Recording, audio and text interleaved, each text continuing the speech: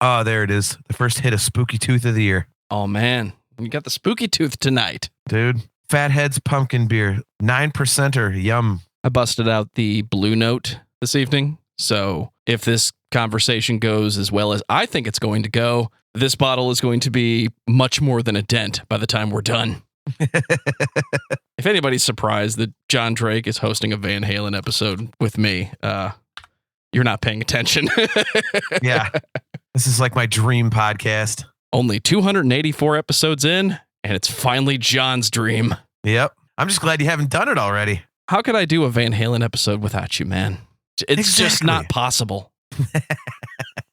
I was hoping your guitarist would join us so I could make a joke about John being an actual bass player and not a real guitar player. Well, he's never, I think it's him. He's never seen me play bass, so it's a joke in the band. Like, this mythical bass that you have. I'm like, shut the fuck up, I play. Dude, how was your gig? It was awesome.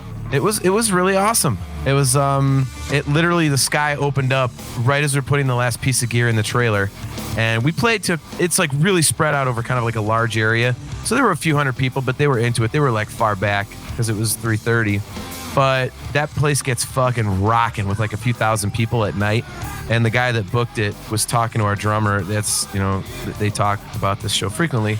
And he was like, dude, I think I want to have you guys headline the next time. And we were like, yeah, we'll do that. And if you're ready to headline right now, then you are ready for this episode of Discography Discussion. I am Joe. Jon Drake is here.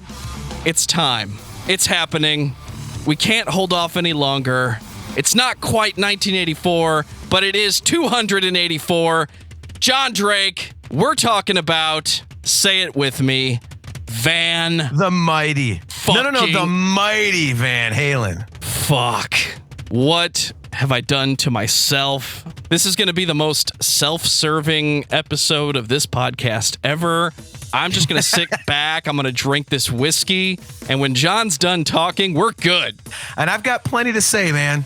I am, as we discussed previously, a Van Halen subject matter expert, I like to think. It's pretty ridiculous, the amount of stuff that I've read about this band. So for any of you guitar nuts, you drum, whatever you want to call Alex, insane motherfuckers that want to lay down some serious grooves, if you are as hot for teacher as I am, then you are going to have the time of your life.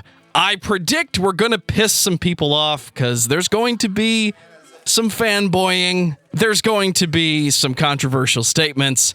And that's what this podcast is about. It's about listening to the band. We listen to the entire discography. And I cannot tell you how much fun I had listening to Van Halen this week. Yet, I will tell you that throughout the episode because, John, I got to admit, I was not the biggest fan of Van Halen the band, though I acknowledge what they've done. This is the band everybody talked about a little bit before I started playing guitar. I remember Van Halen being credited for everything. Eddie Van Halen created tapping. Newsflash, he never said that he did that, at least not in an interview I could find. The production choices are so independent. I think it's a joke that his guitar is always panned left in the early days. You might tell me that it's not a joke, it's a flex because Eddie's the one driving the car. But that would be correct. This band, these guys, are Eddie and Alex the original brothers just sitting downstairs writing some killer music and going to town? If they aren't, I would say that a lot of people consider them to be such. And they're definitely, I would say, like pretty much the first most famous set of brothers, I would think. And I'm ignorant to a lot of stuff before them, so full disclosure there. But, it's their namesake. The stories have been well-traveled, well-told about them just coming over from Holland on a boat with, basically 50 guilders and a piano. And, their dad was a musician and taught them how to play everything, and off they went. Then they got bitten by the rock and roll bug, and it was, the Dave Clark 5 and Cream and stuff, and they never looked back. So, the Trojan Rubber Company, the Broken Combs, Mammoth, and then, the mighty Van Halen, dude. So, yeah. Fucking Mammoth, dude. Are we going to close this out talking about Mammoth, Wolfgang Van Halen again? I was wondering about that. It's not technically Van Halen, but it technically is. It's technically perfect, I'll tell you that much. You're goddamn right. I think that's the one record we probably agree on the most. You know, we like a lot of similar things, but I think that's the one we're both like, yeah, that's the one. After sitting down with the entire discography, I can tell you I've heard the influences of Van Halen more than I've heard Van Halen. I'm aware of this band, obviously, and the hits are there. I like how they use covers to not pad out the record, but it's that Motorhead vibe of, I'm just going to play a good show and you're going to enjoy yourself. And if I happen to play a couple songs you've heard somebody else do, guess what? That's what needed to happen for this show to be good. The difference is this band does it on the record, with a couple exceptions that are a little more cover heavy than others. But I think you're here because of Eddie, Alex, David, and I'll say it, I'm here for Sammy. Dude can fucking sing. Man. It's a different vibe. I'm here for all of it. It's fine. I'm a Sammy guy. That being said, it is, I mean, like, just by a hair. I love all of it. I always tell people that, you know, Van Halen is about Eddie, and if Eddie Van Halen's playing guitar on it, I love it. And that being said, you know, if I'm forced into choosing an era, it's going to be Sammy, and I think it's because like you said, Sammy is a world-class vocalist. And, you know, Sammy's more down to earth than Dave. And I like Eddie's attitude of just being a regular dude. And Sammy's much closer to that than Dave is. Also, let's be honest. I mean, Dave is a pain in the ass and has made getting anything Van Halen done very difficult, even as recently as within the last few months. And it's just, Sammy's just a much more laid back guy. And I think he fits the Van Halen vibe a little bit, at least to me, a little bit better, even though a lot of people would say that David Lee Roth is the party and he made the band and everything like that. I just think that the vibe of the Van Halen catalog, Sammy has more of that personality than Dave does, just to me. Here, I thought I was going to be the one to start this off with controversial statements, but you're right there with me. It's fine. I think the Van Halen that everybody knows is Eddie, like you said. The band was around long enough. They're still around in my heart, John. I don't know about you, but quite a bit. It stopped being about Dave and Sammy and it started being about the songs. I think it's annoying that you would never hear, at least I never found any examples of David Lee Roth singing a Sammy Hagar Van Halen song. I found the opposite, which is supposed to be the band, but at least to David Lee Roth, he is the vocalist of Van Halen. And I think a lot of people would say, yes, he is, and you're both wrong, but it works. As a whole, it's the music that Eddie and Alex wrote in that studio. And some of it wasn't the party. Some of it was, let's just have fun. Let's rock out and love each other. What's wrong with that? Yeah. And I think, you know, with the Sammy stuff, it's, you know, Eddie was able to kind of branch out. You know, the Dave stuff is a little more narrow-minded. It's more singular in its focus and purpose, whereas, you know, Eddie had more to say.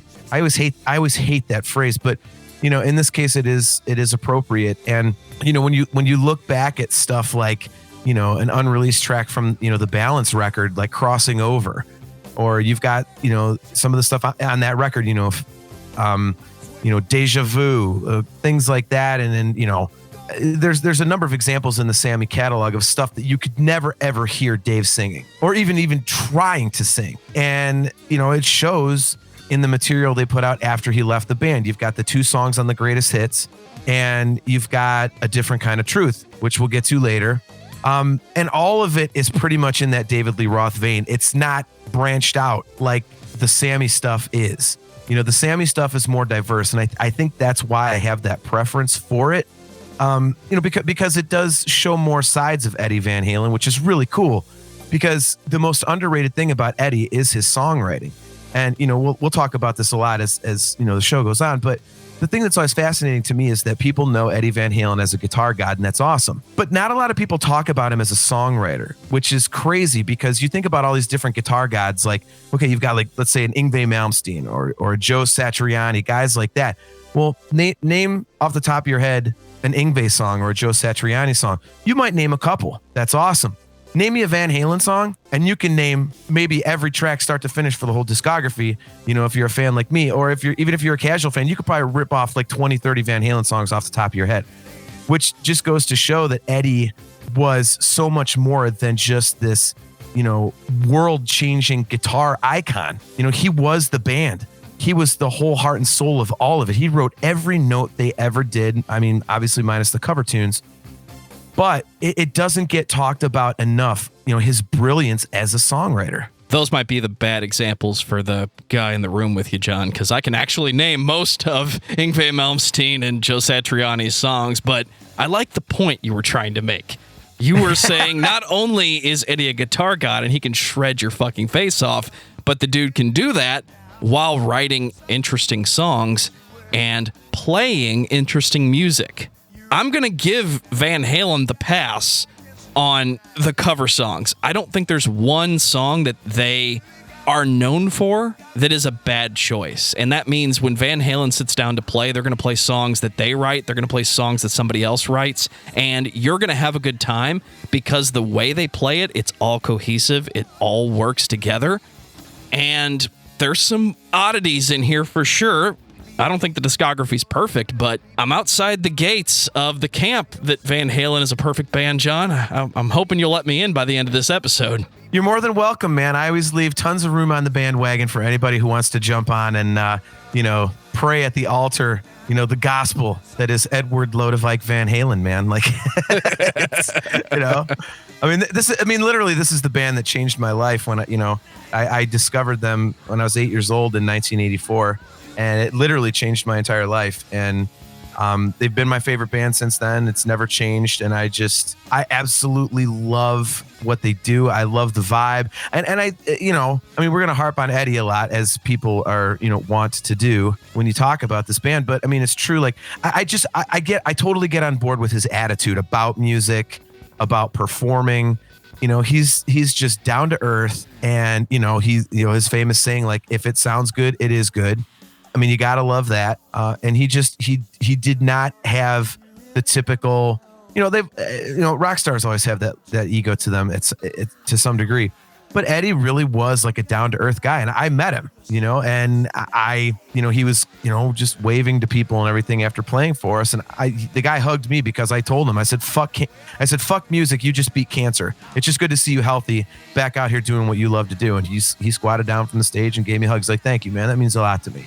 Like, the guy was real. And, it's his attitude and his belief in music and what it should be that really, like, when I started digging into the band, like, beyond the music and reading books and interviews and all this other stuff, like, that's what really, really, really hooked me, was his attitude and everything. Because I'm like, yeah, this is just a normal dude who happens to absolutely kick ass on electric guitar and writing great tunes. How much of the 80s hair metal vibe is Van Halen, and how much of it is the new wave of British heavy metal like Judas Priest? And I include Def Leppard in that, not because they play heavy metal, but they are, they're a heavy rock band who had that vibe. I think a lot of it is Van Halen, with one exception. Nobody could actually do what Eddie did by himself. He was the sole guitarist in the band, and if he recorded a second track, there was a reason for it. Yeah.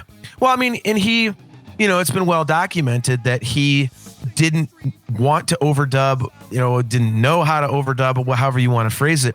When they went in to do that first record, he wanted it to be live. And he always said that the reason he did all that noodling in between passages was because he was the only guitar player, and the music he grew up listening to always had instrumentation going, and so he was filling space. He's like, this keeps it moving, and it's just, I don't know, like, your question about like new wave of British heavy metal or hair metal. For the hair metal stuff, like, I think the hair metal stuff was all Van Halen.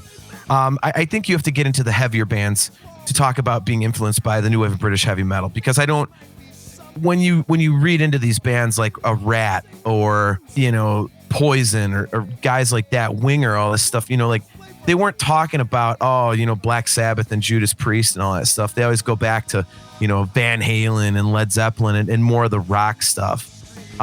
So I would say that the hair metal was definitely the Van Halen side of things, where you got to get into like the metal bands to really get into the new wave of British heavy metal stuff. Well, before John and I just get right into it some more, I'm going to take this time to say thank you to everyone for listening to this podcast. Thank you for listening and for subscribing. If you are not a subscriber, you can find everything Discography Discussion at discussmetal.com. We're on Spotify, Apple and Google Podcasts, TuneIn Radio, Podchaser. So if you have an Amazon Echo or a Google Home, you have no excuse. Ask it to play the latest episode of the Discography Discussion podcast, and it will. We're also on Facebook and on Twitter at Discuss Metal. Be sure to like, favorite, and subscribe. It really helps us out. It lets us know you're listening. Jon Drake, what's going on the Nerfherder Council and Talking into Infinity? We've got a lot going on, man. Nerfherder Council, we have been on a little bit of a Marvel kick lately. So our most recent episode is the first part of a two-part episode. We decided we were going to rank all of the Phase 1, 2, and 3 MCU films, the Infinity Saga. So the first episode of the two-parter came out a couple days ago, and it was numbers 12 through 23. And in a week and a half, we're going to do the second half, which is going to be numbers 11 to 1. So we got some great stuff coming up after that. We definitely want to dig into some more nerdy stuff. Obviously, Andor will be coming out, so we will be hitting that. I'm going to be getting into some Tron stuff.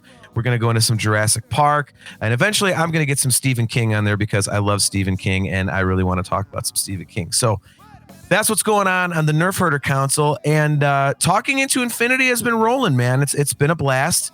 We've got an episode coming up this coming week. It's live on Thursday night at 7:30, and we're going to be doing one of our album cage matches, and we are trying to figure out which albums to do. We always do a random number generator to figure it out, and Images and Words came out as one of the albums, and my co-host Brian wants to use it, and I don't, because I basically figure that anytime you put something up against Images and Words is probably going to win 8-0. So we're going to figure that out, but we got some really cool stuff coming up on the show, man. We, speaking of Van Halen, what we're talking about here on this show, October 6th is actually a normal show day for us. And that is, of course, the unfortunate anniversary of Eddie passing. So we are going to be doing a deep dive into Van Halen's 1984 record on that day.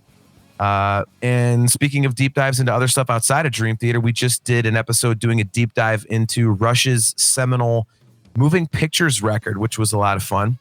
And before that, we had a really good episode. We dug into Scenes from a Memory, their 1999 concept record, and we had a guest host on that broke down the story in detail, and it was absolutely fascinating. So if you are a Dream Theater fan at any level, if you really like Scenes from a Memory, check that one out, because our buddy Adam Rishog goes into a lot of detail about the story of Scenes from a Memory, and there's a lot of stuff that even I didn't know. I was like, wow, look at this. So it's very interesting, man, and it's a lot of fun to do both shows, and I would encourage people, if you're into nerdy stuff or Dream Theater, even progressive metal, look it up. It's the Nerfherder Council and Talking into Infinity, a Dream Theater podcast. I'm annoyed, John. You didn't invite me to any of that.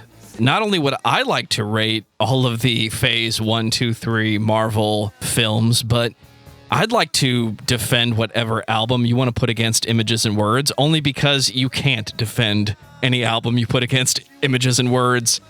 It's my favorite Dream Theater record. I'm not ashamed of that. It's near perfection, and it is audio amazing. Yes. It's, ironically, it's not my favorite Dream Theater record, which is not my favorite record is Falling into Infinity, which is not a popular opinion. But, you cannot deny that Images and Words is pretty much a perfect record, and the songs are just incredibly well crafted.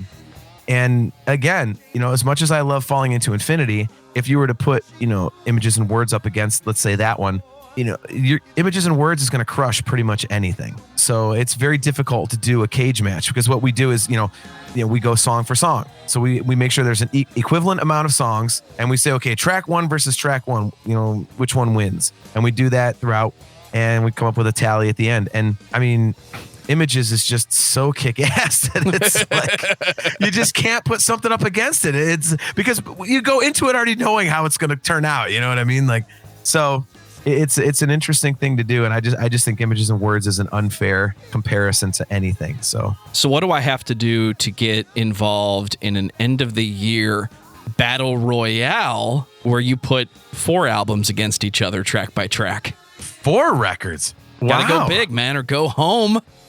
AKA turn off the webcam. Yeah. That's actually not a bad show idea, man. We could definitely do that. And if we call it the album battle royale, that'd be kind of cool. I'll wait for my invitation email and my $5. Look, I'm a Patreon subscriber, so you already get my money every month. So, you've got my $5, but don't you think other people should spend $5 on your podcast? What do you think? I really, really want everyone to check out patreon.com/discussmetal, where we have some sweet perks. There are so many, over 200 individual album reviews. There's going to be more stuff. There's a monthly hangout and early access to this episode, which if you're hearing it now, you better get subscribed for the next one because that's how you're going to hear it early. And John, I got to ask, are you a fan of Atreyu? I don't know very much Atreyu at all, to be completely honest with you. Well, we just did an episode about Atreyu a few weeks ago, and Celestial Bikini Atoll, Tantalized Funyuns, you have a contender for the best name ever, left a comment on YouTube, one of your best discussions yet. Really enjoyed hearing you guys talk about this band's discography. Atreyu is awesome, with my favorite album of theirs definitely being A Death Grip on Yesterday. I've been listening to this podcast since last year. It really helps me through the day. And I totally understand Atreyu is an acquired taste, but I do love how they experiment. And I absolutely agree. I used to dismiss this band for reasons, but no more. No more. Atreyu has won me over. They deserve all the credit they get. And anybody who says that they said they invented metalcore, I can't confirm they said that, and that's all I have to say. One more, got a comment on YouTube from One Funeral Too Many. This was regarding our episode 157, Today is the Day. Cool podcast. Been listening to this band since high school, and recently found out about Tantrum of the Muse because of them. Everybody needs to know about Tantrum of the Muse and Unteachers. The original Today is the Day trio was the shit. They were like a 70s power trio. And speaking of 70s power trios, Jon Drake, I'm going to get a beer and you're going to tell me all about Van fucking Halen. Go! Pasadena, California's favorite sons, man. So as we said earlier, started out as, the Broken Combs, the Trojan Rubber Company, Mammoth. And then when they got David Lee Roth on vocals, he decided it would be a good idea that, let's call the band Van Halen, name it after the brothers. He thought it sounded cool, but also figured it would get him some cred with the brothers and kind of be like, oh, look how nice I am. I named the band after you. But Eddie and Alex Van Halen started it all in the early 70s. I had a guy named Mark Stone on bass, and he kind of dropped out. They got Michael Anthony from another local band called Snake, and got David Lee Roth from Red Ball Jet, who was actually a competing band against Van Halen. And, the rest is history. So, everyone knows the story, but Gene Simmons saw them and thought that they were worth, signing. So he decided to fly them out to New York, and they did a very large demo at a very nice studio. And man, his label, his manager, they were like, nah, I don't see it. So then Ted Templeman happened to go to the Starwood, and he saw Van Halen and was like, yeah. So he got Mo Austin to come out, and, the rest is history, as they say. And, they got their record deal, and off they went. And You Really Got Me hit the radio, and they never, ever, ever looked back. And they became one of the most successful rock bands in history. And Eddie Van Halen cemented his place as probably the greatest guitar player we have ever heard. So, yeah, an incredibly influential band on countless bands to come after them in terms of songwriting, in terms of image, in terms of, every band had to have a hotshot guitar shredder on lead guitar. And none of them could ever live up to the standards set by Eddie, Alex, Mikey, Dave, and Sammy. Where do we begin?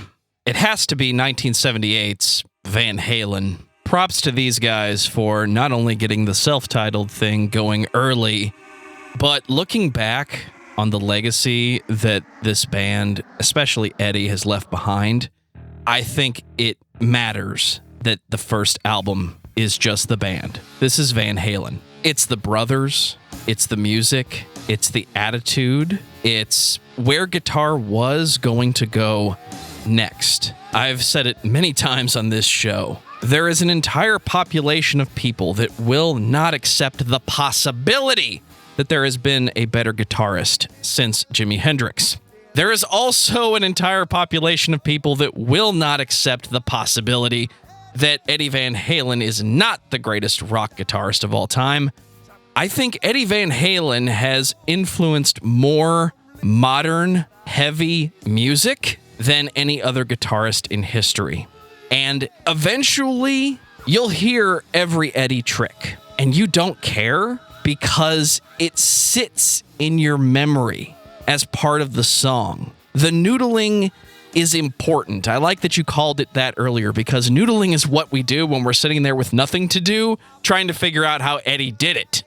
And yet, he uses it so tastefully. A record that starts with Runnin' with the Devil, for me, this isn't the first song of Van Halen. This is one of the greatest hits of the entire band. I wish I knew what it felt like to put this album on for the first time and hear that siren. It's probably a car horn, knowing these guys, just fading in to that bass line that always will stick out in my mind as one of the reasons Dave Mustaine threw an air conditioner at somebody once. Apparently, this is an annoying song to hear if you're just playing the bass part. Not sure why. Well, you can probably play it one-handed, can't you, John? You would think so. Yeah, I mean, you actually nailed it. It is a car horn, but it's actually a car horn in reverse. And it was something that Alex Van Halen came up with. And I actually have friends that are a little older than I am that actually experienced the record. Like you said, you know, you want to know what it felt like to hear it for the first time. And the way that they've all of them have described it, you know, and several of them are actually guitar players as well. And they said, you know, you hear Runnin' with the Devil and you're like, oh my God, this is such a catchy song. And then track 2 comes along and Eruption hits, and they said that it was absolutely like a fork in the road. It's like everything was going this way, and all of a sudden they heard that and it went the other way. Every one of them, to a man or woman, was like, what in the hell is this, and how do we do it? And no one could figure it out. It was so revolutionary and so different and so kick-ass that everyone just went, you got to be kidding me. It's like Les Paul and his new sound. How the fuck did he do that? He put the tape machine at half speed and recorded the part and then played it at normal speed. Now, we know that today, but I can't think of what it felt like to hear Eddie Van Halen do Eruption for the first time. I can't fathom that. I don't know a world or an existence or a musical journey that doesn't already know what that is. Even when I was learning to play guitar and I didn't understand exactly how to do it, I got what he was doing. One of the coolest interviews he ever did was late in his life, where he just broke it down. He says, I saw Led Zeppelin play live and my brain said, put your finger here, and he ran with it. Literally ran with the devil. Exactly. Yeah, he said he used his finger as the nut, and he said, you know, if I tap here, you know, with my right hand, it does this, and then, you know, if I move and put my finger here and move it up like the nut, and then tap through, it's, you know, he's just basically moving, almost like moving the neck up and down. And, you know, he credits Jimmy Page with that. You know, he saw Led Zeppelin and that's where he got it from. And there were other players that kind of did something similar. You know, it's been, you know, reported about that as well. You can find jazz guys doing that way back when, but keep in mind, this is the 70s and the 60s. It's not that somebody did it or didn't do it. It's that you didn't have the ability to search for and find that footage. So, yeah, people did it, but what led Eddie to figure it out, I think, matters for this band because it shapes how he approaches the instrument, which is no rules. And I'm quoting him on that. Yep. Yeah, and he always said that, you know, when he would see players after him, he would say, yeah, I see him doing my stuff. He said, but they used it as a trick. he said, for himself, it was just part of what he did. It was a natural thing. Whereas other people were like, oh, look, I can do the Eddie tapping thing, or I can do the cathedral thing, And it was so effortless for him. And it was just the way, again, like we said earlier, it was a way to fill space. And he was creating a way to do things that he heard in his head that you couldn't do naturally. He's like, well, how do I do this? How do I make this sound that's in my head? And he figured out a way to do it. And, nobody before him except for Hendrix had ever done something like that.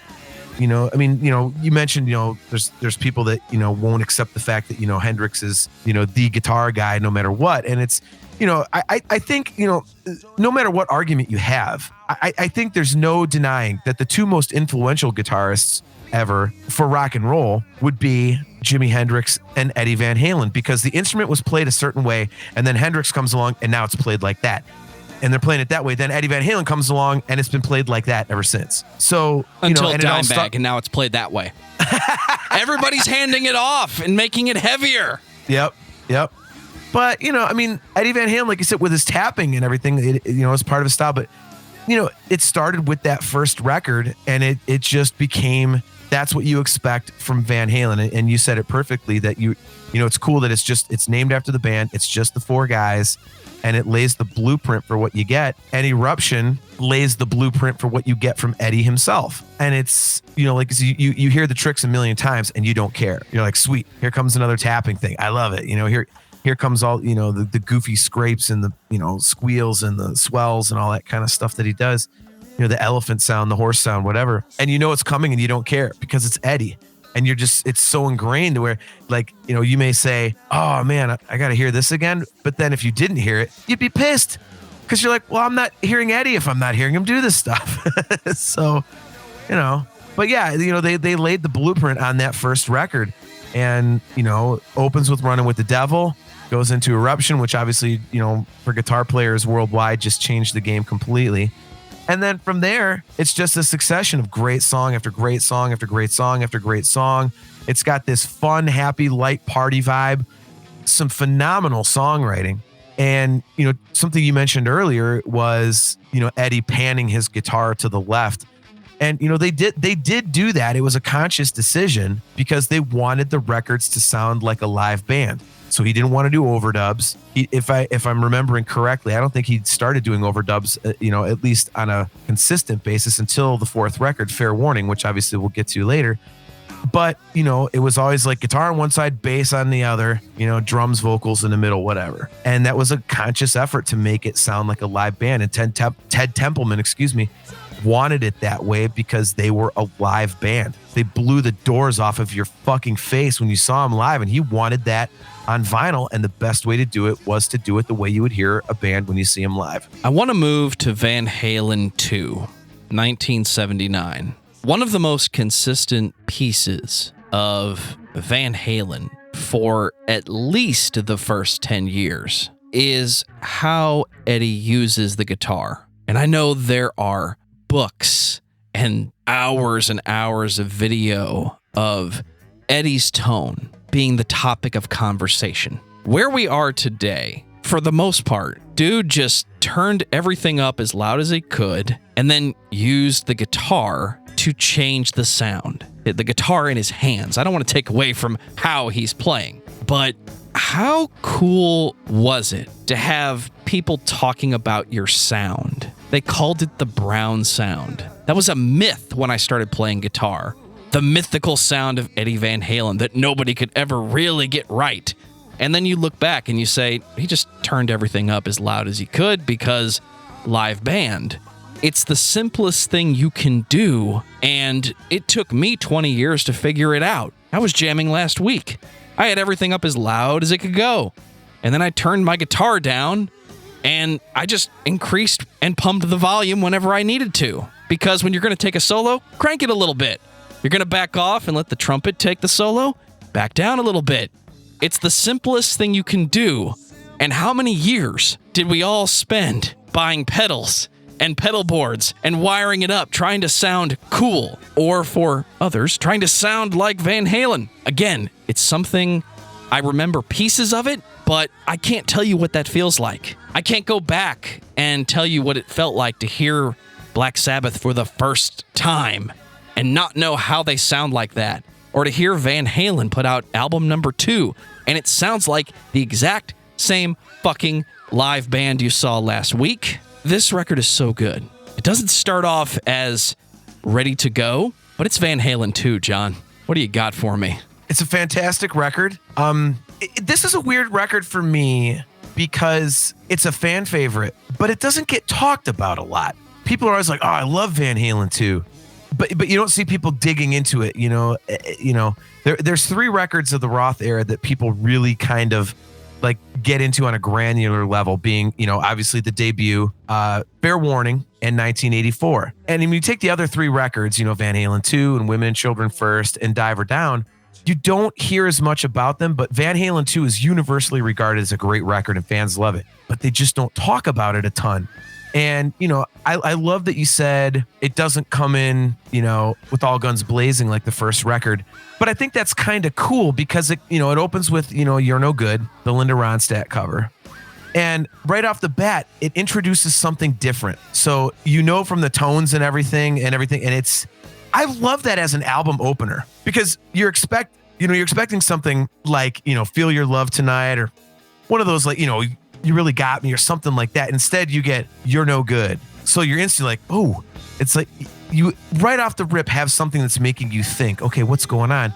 Then you get Dance the Night Away and you're like, oh, there's the Van Halen that I like, and it's awesome the way that they kind of threw that curveball in there. And, the record is full of so many great songs. And then you get to Spanish Fly. And like you said, you're talking about like pedals and the Brown sound and all this stuff. And Spanish Fly is basically Eruption on an acoustic. And yet you can still hear it's Eddie Van Halen. It's not, when you strip everything away, it's not like all the magic is gone. Spanish Fly is absolutely incredible, and it's definitely Eddie. And, to your point about, the way he used the guitar, turn everything up to 10 and then just, use the instrument to kind of, he always said this, and guitar players that played his rig always said it was in his hands. And he always said too, it's in the hands. Like, he would make the sounds with the guitar. He would use the volume knob. He would, the tapping and all the different, cool stuff that he did. It was with the amp just absolutely blazing. And he used, physical techniques to actually coax the sounds out of the guitar that he wanted. And Spanish Fly is a perfect example because even though it's just him and an acoustic guitar, there are no effects, there's no nothing. It sounds like his playing, which is awesome, which just shows right there that you can put all the effects in the world on Eddie Van Halen's guitar, but that's not what made it. What made Eddie Van Halen was his hands. And it's just beautiful to listen to that. And Van Halen 2 has several moments like that. The guitar solo in Dance the Night Away is all tapping. It's all harmonic tapping. It's chordal harmonic tapping. It's so badass. And, I think this is like, again, it's a fan favorite record, Van Halen 2, but I think it's unheralded, because like, again, people just don't talk about it a lot, but you've got some phenomenal stuff on here. Bottoms Up is just a fun tune. DOA absolutely rocks. Light Up the Sky. I mean, they opened their last tour ever. That was their opening song, which was really kick ass. And, you've got the hits, Dance the Night Away, Beautiful Girls. It's just such a great record. And, it's the other thing that I don't think people talk about enough with this one, coming off the massive success of Van Halen 1, it would be so easy to fall on your face. And they didn't. And the reason is again, something else that Eddie was a genius with. He wrote so much music that he held a ton of it back, so that when he was looking for something, he could go back to the well and be like, yeah, let me revisit this idea I had before. And we'll get into this as this episode goes on. He went back to that well so many times, and that's why they were so consistent, because when he was at his most creative, he recorded fucking everything. And it keeps popping up throughout the catalog over and over again. The stuff that he wrote, in the mid 70s, late 70s, that was just great music. It's the perfect vibe. This record is the perfect B-side to Van Halen 1. So without trying, the band has released a 2-hour epic of rock and roll. And it's Van fucking Halen, dude. Yep. You make the perfect statement saying that Van Halen 2 is the perfect B-side to Van Halen 1. That is the very best way to phrase those two records, man. excellent point on your part. You talk about the well, and the band went back to the well so much. Looking back, that's one of my favorite things about this band. Just racks of tapes in that studio. They recorded everything. It sounds like it. And that's one of my favorite things about making music today. It's so much easier to put a couple mics up and hit record and record anywhere. I've captured so many good ideas on a fucking cell phone sitting in the corner of the room in the past 10 to 15 years. My point is, these guys, I don't think you can call them perfect or masters. They just did it so much that they pulled out so much good from what they were doing. There's no way that Wolfgang doesn't have something that nobody's heard. But then again, maybe there's a lot of stuff nobody's heard because what we heard was so fucking good. Yeah. I mean, dude, when you look at pictures of 5150 in videos or in books, you know, you could see the tape vaults and they are absolutely jammed to the gills with, you know, just tape. And so there is so much stuff in there. And you make a great point. Like, you know, and maybe some people could use this as a criticism, like, well, yeah, if they record 800 hours of stuff, well, they better be able to get, you know, 2 albums worth of material out of it. And I mean, I guess you could say that. But I mean, Eddie was, you know, the way that I've always looked at it is the guy was so fucking prolific as a writer that he's got so much coming out that he's got 800 hours to choose from. It's not like you or I. I mean, you or I, like when we write something, if we write something and we go, okay, well, I don't think this sounds very good, we scrap it. We don't keep it. Eddie kept everything because he's like, maybe there's something I can do with this later. You know, I mean, it's just another part of his genius. You know, the things that he did that were so revolutionary, and he just was so forward thinking. And, you know, God damn, dude. Like, I really hope at some point that Wolfgang and Alex come together and put that stuff out. Just go through and, you know, kind of like, was it Prince that did all the posthumous stuff? Like all the, you know, yes, like tons of records and stuff. Like I know some people bag on that, and I'm not a Prince fan, but for me, if they did that with Eddie Van Halen and you just give me like hour upon hour upon hour of Eddie just screwing around on guitar, take my money, dude. Just take my money. Here's my credit card. I don't care what it is. I'm listening to it, you know? It's one thing if the artist is in on it, and I know Prince was. Nobody's putting out anything he did not want released. Eddie, I don't know. It'll be interesting to see where they go with that, but you mentioned Prince. I was waiting till later. I'll say it now. If anybody wants to criticize this band for doing so many fucking covers, Prince would do covers and get praised for it. So praise Van Halen, because there's a lot of songs you like that they played that somebody else just happened to write. Get over it. A lot of music is written by somebody else. Let's move on. 1980, Women and Children First. Yeah, this was a turning point record for the band. You know, Eddie finally was starting to feel confident in what he was doing, what he was bringing to the table. And it's the first record that they did without a cover. You know, we've been talking about the covers a lot tonight. And this was their first cover-free record. And, you know, again, they opened the record with a curveball because the opening track, you know, and the Cradle Will Rock, it is not a guitar in there. That riff, it is a Wurlitzer run through a Marshall. So Eddie, with his constant tinkering and screwing with stuff, he's like, well, what if I run this electric piano through my guitar amp? Let's see what and that's what came out. And there's still to this day a lot of Van Halen fans, like casual fans, that don't know that because it does sound pretty guitarish. And when you go back and listen to it, once you're told that, you're like, okay, I can hear that. But if you don't know and you're not privy to that story, it does sound pretty guitarish. So that was pretty kick-ass. It helps with the mix in the right ear, because this is one of those songs that he overdubbed something, and it throws you off just enough. Yep. Yeah, this is I think one of the weirder records, but I like it because, you know, again, as I said earlier, you phrased it so well, saying that Van Halen 2 is the perfect B-side to Van Halen 1. And I think this one is like, okay, here's Van Halen getting a little bit weird for the first time, which I think is a great counterpoint to the first two records. You know, this is where they start to branch out and you get, you know, stuff like Tora Tora and Loss of Control. And, I mean, In a Simple Rhyme is a really cool song structure. It's just, Could This Be Magic? Like, what the hell is that? I mean, Eddie Van Halen's playing slide guitar with a beer bottle, for Christ's sakes, on an acoustic, And, it's a weird, it's like, there's some weird stuff, but it's all filtered through that Van Halen lens, that prism. Fools is like this dirty blues almost, but it's Van Halen, you know what I mean? And, like I said, like, Could This Be Magic? It's this like old timey sea shanty or what I forget. I'm using the improper term, but you know what I'm going for. But it sounds like Van Halen. And it's just, this record expanded what they did. And it was so cool, man. And Dave was letting Eddie get a little creative. And Eddie was feeling it. And this record was the result. But you still have those awesome Van Halen straight ahead moments. Like Everybody Wants Some. Take Your Whiskey Home might be one of the single most underrated Van Halen tunes ever recorded. And In a Simple Rhyme is such a great album closer because it's just happy and fun.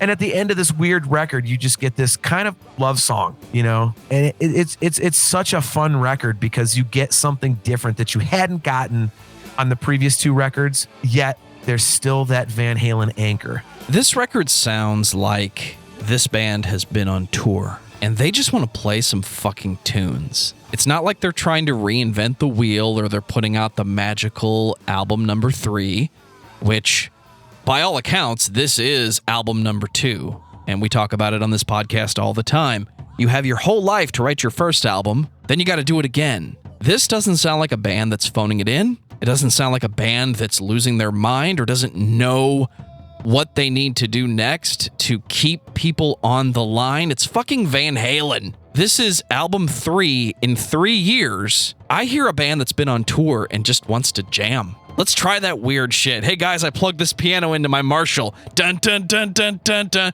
Check it out. It's like the Doors, only it's way heavier. And then they just fucking run with it. So it's a cool off step. It's not a misstep. We're just turning left and seeing where we land tonight. Yeah, it's definitely not a misstep. I very well said again. It's an off step. It's like a different, like let's take a left turn. Let's see where we land. And like I said, it opens with the Wurlitzer Run Through a Marshall. And then the second song, they go into a jungle beat for Everybody Wants Some. Like, you hadn't heard something like that before. And it's them branching out. It's, like you said, it's the sound of a band that's done a couple tours and they're feeling themselves like they're getting comfortable in their own skin. And they're like, okay, we can do other stuff as well. And I know I said earlier that the Dave stuff is more narrow in focus than the Sammy stuff. And it is.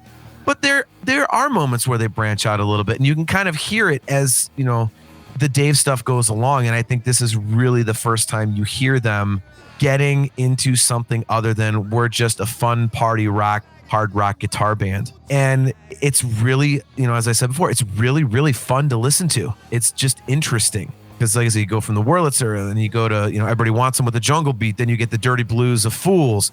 And then you got Romeo Delight, which is just absolutely one of the greatest Van Halen songs ever recorded. That song just absolutely fucking rips. That is a great, great song. I don't know where you stand on Romeo Delight, but that is one of my all-time favorite Van Halen tunes.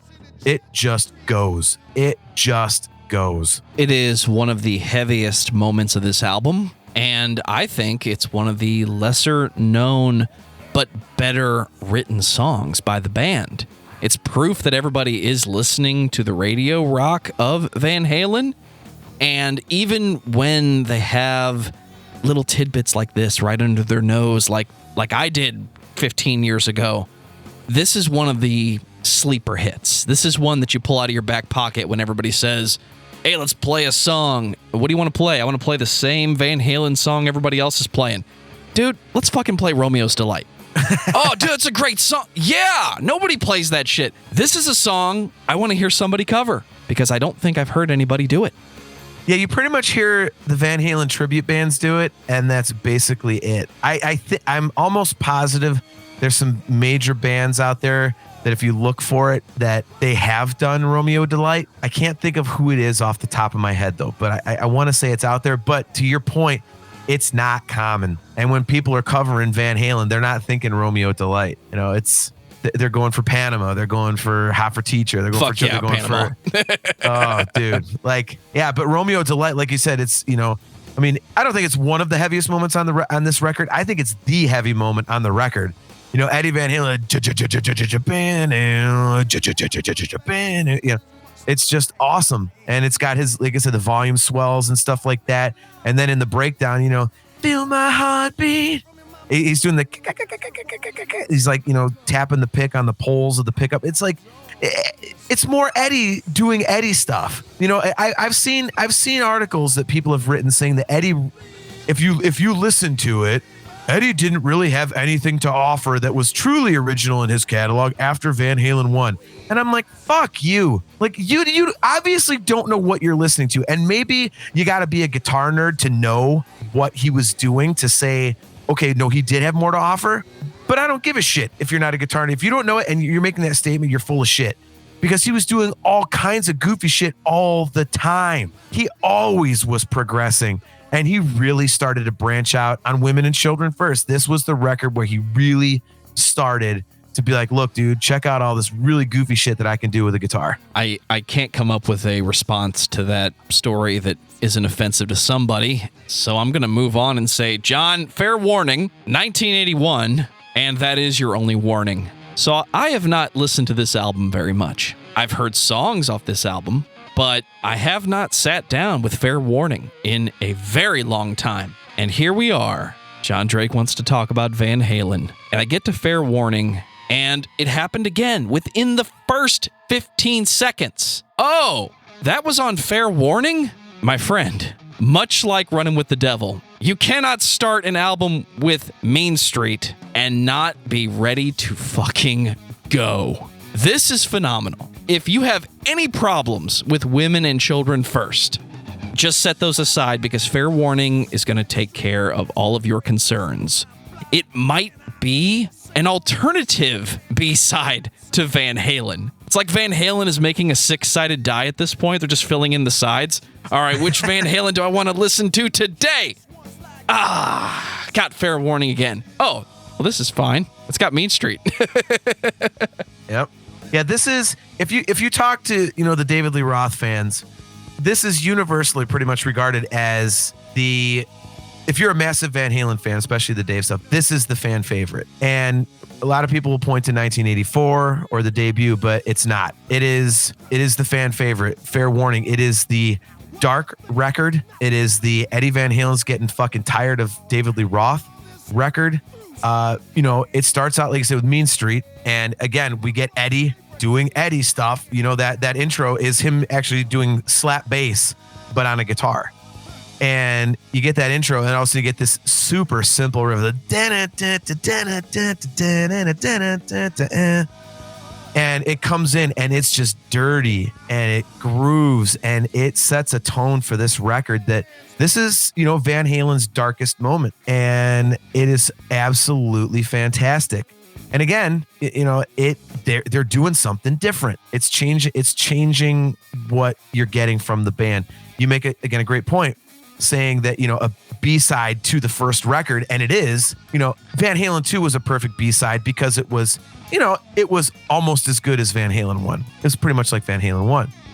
Fair Warning is the perfect B-side because Van Halen 1 was happy and upbeat and party. Fair Warning is, okay, all of a sudden the clouds blot out the sun and it's dark out, in the middle of the day, it's dark out. And we're going to get into some stuff, the prom queen becoming a porno actress, Mean Streets and all this kind of stuff. Like it's a pretty gritty record. And it also continues, the path that Eddie started with Women and Children First, where he started to feel himself and he's getting creative. And this record, he really started doing it himself. He's like, you know what? Fuck this, man. I know what I'm doing. And he would go into the studio and they would do their stuff during the day. And he and Don Landy, the engineer, would go back at night when no one was there and they would start dicking with things. And he would be doing some overdubs. This is the first record he did overdubs for, like, extensively. And he would just start putting stuff on there and changing the songs. Like, he's like, I know what I want to hear. And I know that I'm good enough. He started getting confidence because one of the things people always said about Eddie is that he was a very insecure person. And he was getting confidence in what he was doing at this point. And so he went in after hours and was like, I'm making this record myself. Like, I believe in what I can do and I want to hear this. And he started doing some kooky shit with the guitars. He was layering things, and it turned out phenomenal. And the label didn't like it because they were still looking for this number one hit. You know, they were looking for the You Really Got Me. They were looking for, you know, the Jamie's Crying, Dance the Night, whatever. Dude, Dance the Night Unchained is right there. I've always said that too, but this is the poorest selling David Lee Roth record. Even with Unchained, it didn't sell as well as the other 5 Roth records. And I've never understood that because it's such a great record, man. I mean, I get it. Like the second half is really kind of weird because, you know, the first 6 songs are straightforward. And then you get, you know, that reggae crap and with, God, I'm drawing a blank, but you know, you get the reggae song and then you get, you know, Push Comes to Shove, excuse me. And then you've got So This Is Love, and then you've got, you know, Sunday Afternoon in the Park and One Foot Out the Door. Like, it's weird, that the second side of the record minus Unchained, but it establishes Eddie yet again as he's taking control of the band, and he's like, look, I know what Van Halen is, and I can fuel myself and I can fuel my creativity if you just leave me alone and let me do this. And Women and Children first started it. Fair Warning was the ultimate example. And then because it didn't sell like they hoped, and we'll get to this in a minute, it totally created, you know, it was a perfect storm to create the next record, you know, Diver Down, which we'll get to. But, you know, Fair Warning, again, it's a fan favorite. And it's funny to me that you say that you don't go back to it and you haven't listened to it, you don't dig into it. This record just absolutely slams, dude. I mean, Mean Street into Dirty Movies, into Sinner Swing, and then it goes into my favorite David Lee Roth song, Hear About It Later. And then you get Unchained. And I mean, it's, God, what a great record. And by the way, I think I misspoke. I think Unchained is actually the last song on the first side of the vinyl. I think I did misspeak on that one. So I apologize for making a mistake in my Van Halen discography knowledge. Well done, John, for speaking to the vinyl layout versus the CD, which is what I have. You said something about the vibe, and it didn't click until just now. Change the production on this album a little bit.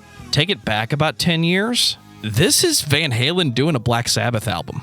Yeah, it's heavy. It's slower. They tune down seemingly randomly. And other than the extreme Van Halenisms, obviously Eddie's going to do what Eddie does, but the way they're playing the songs and the weird mix of the dirty blues mixed with, it's just Van Halen. That's what I have to call it.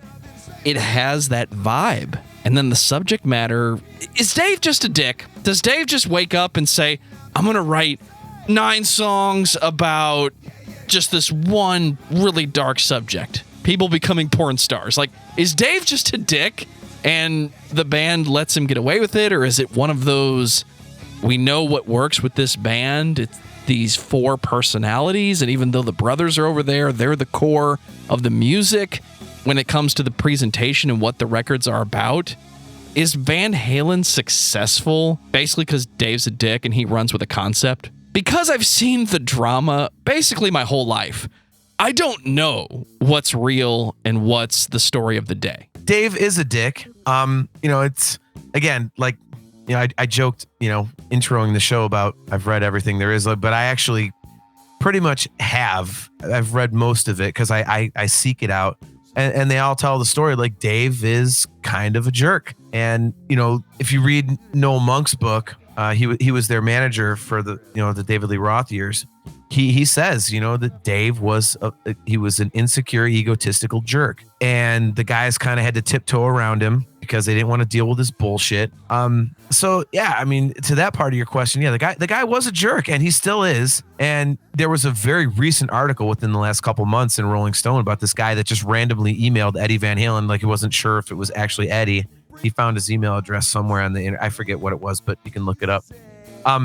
And Eddie was like telling him all this stuff, and he was basically filleting Roth. Like, he's like, we've always hated each other. And he was saying that, you know, the guy's a pain in the ass and, you know, he's a jerk and all this other stuff. And it's like, yeah, like it's well documented. But, you know, from conflict, you know, iron sharpens iron.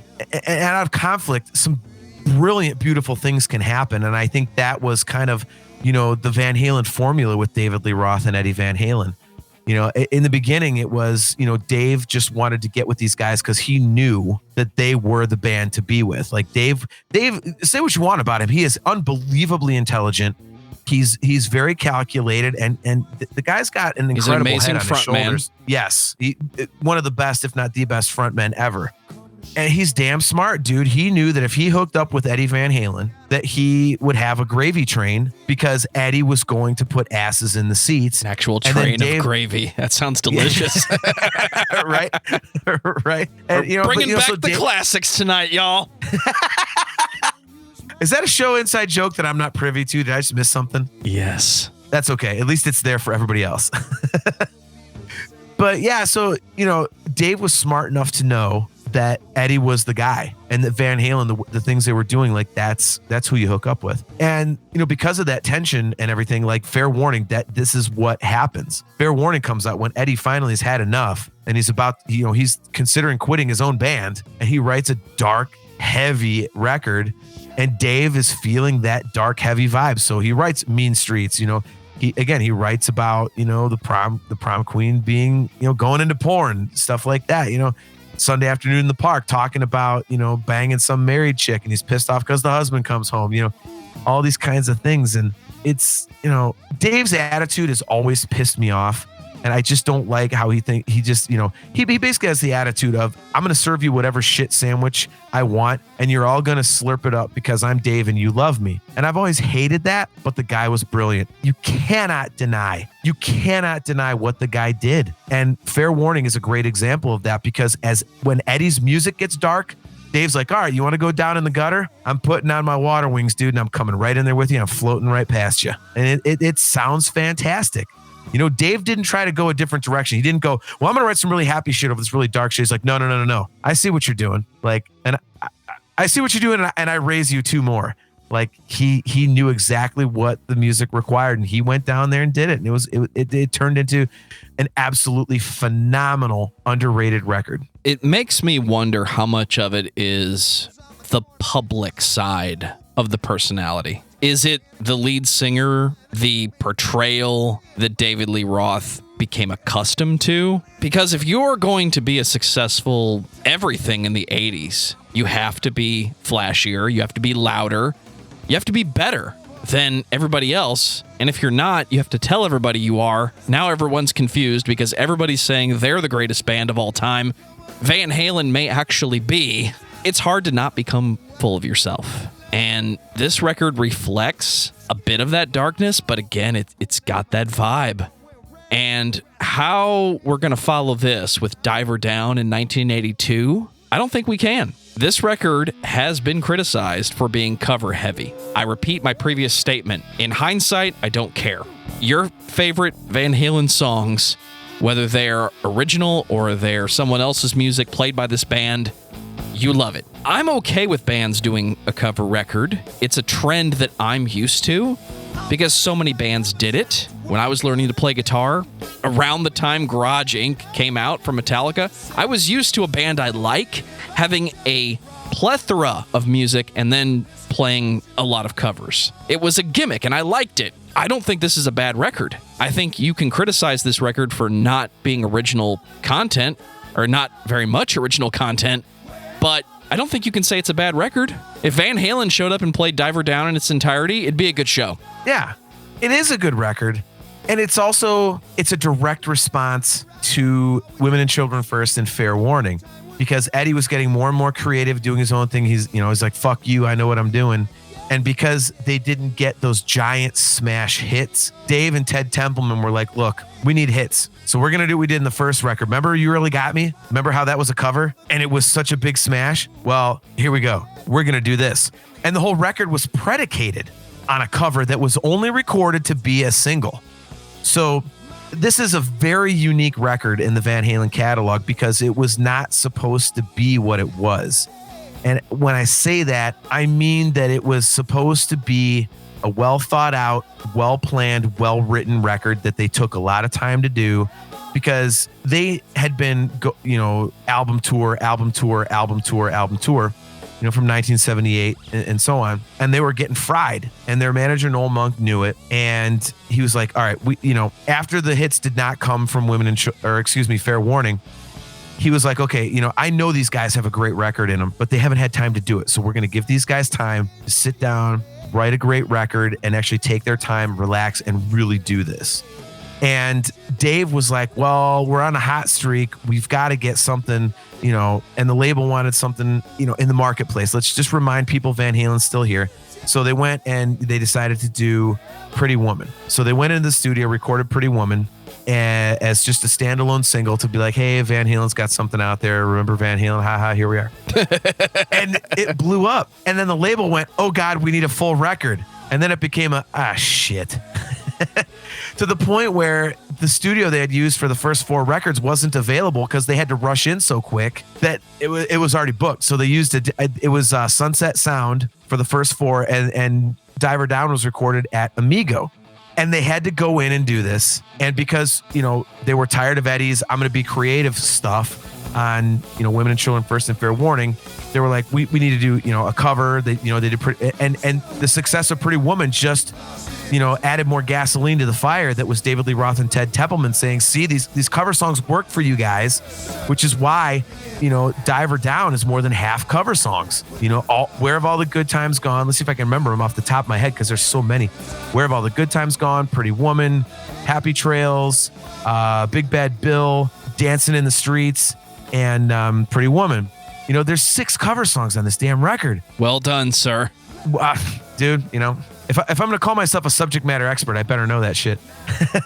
But, this record is an answer. It's basically like, okay, Eddie, you had your records. Now Dave and Ted, they're going to have their record. And it did sell better than, its predecessors. And fans received it better because it was back in that more upbeat Van Halen-y type of, vibe that everyone wanted to hear from them. Especially a song like Little Guitars, which again, I think is absolutely criminally underrated. A lot of fans love it, and that's great. And I know that, but not enough. I always look at Romeo Delight and Little Guitars as songs that, while fans love them, I want to hear more people laud and praise those 2 songs because they are just phenomenal songs. And the intro to Little Guitars is another example of Eddie Van Halen wanting to do something, not being able to do it, and figuring out a way. So when he's doing the flamenco thing, he wanted, he didn't know how to play flamenco. So he's doing the trill on the high E, like, he's trilling on that high E and then using and he's on the low E doing this stuff. It's like, it's absolutely brilliant. He decided, I want to do this, but I don't know how to do it. So I'm going to figure out a way to do it myself. It's a bad way to phrase it, but hopefully, my point's getting across. And it sounds great. And then it goes into Little Guitars, which is one of the most fun, upbeat, happy, bouncy Van Halen songs you'll ever hear. It's just great. You made a great point. It does get shit on. And I think that's unfair because it's a very fun record to listen to. There are no dark moments. And it has some absolutely fantastic original stuff. Secrets and Little Guitars are 2 of the best songs they ever recorded. And those are bouncy, upbeat, happy, fun, light kind of songs. And it's great. It's time, John. I said that at the beginning of this episode because we were talking about Van Halen. What I was actually trying to tell you was, in about an hour, we'll be talking about the record. To me, the record. If I am a fan of Van Halen, the band, it's because of 1984. When I was learning to play guitar, the song I heard that I wanted to play was Panama. The album that I purchased was 1984. I didn't know what I had. I was driving home or riding home from the store. Dan was probably driving the car. And I didn't know what I was in for. When 1984 starts, okay, it's got the synth. It's got the sound. I know we're about to get Jump, and then Jump starts. Jump is a great fucking song. Panama, how do I tell you how much I love you? Actually, I'm not going to get to Panama yet, because you have things to say about this album, and Jump is probably in there somewhere. And for God's sake, this is one of the best fucking riffs ever. I don't care that it's a synth. There are piano players out there too. Hi, Brian. Great fucking song. you've got your story about 1984, and I have mine. It is the most influential record of my entire life. You're talking about like as a guitar player listening to Panama and stuff. Well, I hadn't even listened to rock music. You know, I'm going to try and keep this short because otherwise I'll just pontificate for a bit. But hang on, let me refill this cup. There you go. Get the refill, buddy. So my dad only was into classical music, and he had told me from when I was damn near born, he's like, oh, you know, there's tons of musicians in the family. You might be a musician. And all he would ever play is classical. I'm like, well, this sucks. I don't like this. I'm not going to be a musician because music sucks. I thought music was only classical. Dude, Bach is fucking heavy as shit. That's a whole nother discography. So my older brother's 9 years older than I am. So in 1984, I'm 8 years old. He's 17. He's watching me one day, and his best friend lived across the street. So he's like, all right, you know, he's watching me. He's like, we're going across the street because he wanted to smoke weed with his buddy. And he's like, all right, go down in the basement because he knew they had a bumper pool table. I'm an 8-year-old little kid, and I like bumper pool. I thought it was cool. They had a bumper pool table. So he locks the door. I'm down there for like an hour, finally get bored, go upstairs. The door's locked. I can't get out. So I go back down, and they've got this giant stereo system, like big speakers and shit, you know. Are you like, saying they have a sound system from 1984? Yeah, that's exactly what I'm Big fucking floor speakers? Oh yeah, dude! Yes! On either side of the giant like cabinet Coming tube full range, television. yeah. Oh yeah. So there's a tape on top of the you know the stereo. There's no case to it. It's just a tape, and it says Van Halen 1984. And I'll never forget this. I thought, shit, Van. This is like that Ludwig van Beethoven crap. God damn it! All right, but at least it's something. So I put the tape in. And the synth intro hits. I really did, man. I really did. I saw Van, and I'm thinking Ludwig van Beethoven. Like I was 8 years old, you know, and all I'd ever known was classical. Ludwig van is the shit. Not to my 8-year-old ears, he wasn't. So I put the tape in because it pissed off because I was expecting Ludwig van, and I was like, "Fuck that guy." But I was bored, so I'm like, "Let's do something." So the synth intro 1984 hits. I'm like, all right, well, this is kind of like that, you know, Mannheim Steamroller stuff. Dad plays every once in a while. Okay, whatever. Good call. And then... Fucking Steamroller, man. Dude, I do know a few things outside of Dream Theater and Van Halen. Not very many, but a couple. Put your Gatling gun down, John. Look at you. Look at you with the pun. So Jump comes in. And like you said, excellent shirt choice, by the way. The riff to Jump comes in, and I'm like, ooh, what is that? And then the drums, bam. I'm like, what the hell's going on here? And then Dave starts singing, and I'm a little kid, and I'm like, I'm bouncing. I'm like, yeah, like, okay. And then the guitar solo comes, and I go, what the fuck is that? What is that? What is that sound? What is that? What is that? And then it goes back into the rest of Jump. I'm like, holy shit. You know, song fades out. Then Panama comes in, and officially at 8 years old, my mind and my brain explode, and my life was going to the left, and it instantly goes to the right, and everything changed for me with Panama. And then the record played out, you know, Top Jimmy, Drop Dead Legs, Hot for Teacher, you know, all this stuff. And I replayed that album, I think 4 or 5 times that day. And my brother actually had to come get me. It wasn't me being bored, locked in the basement anymore. It's like he had to drag me out of there because I'm listening to motherfucking Van Halen.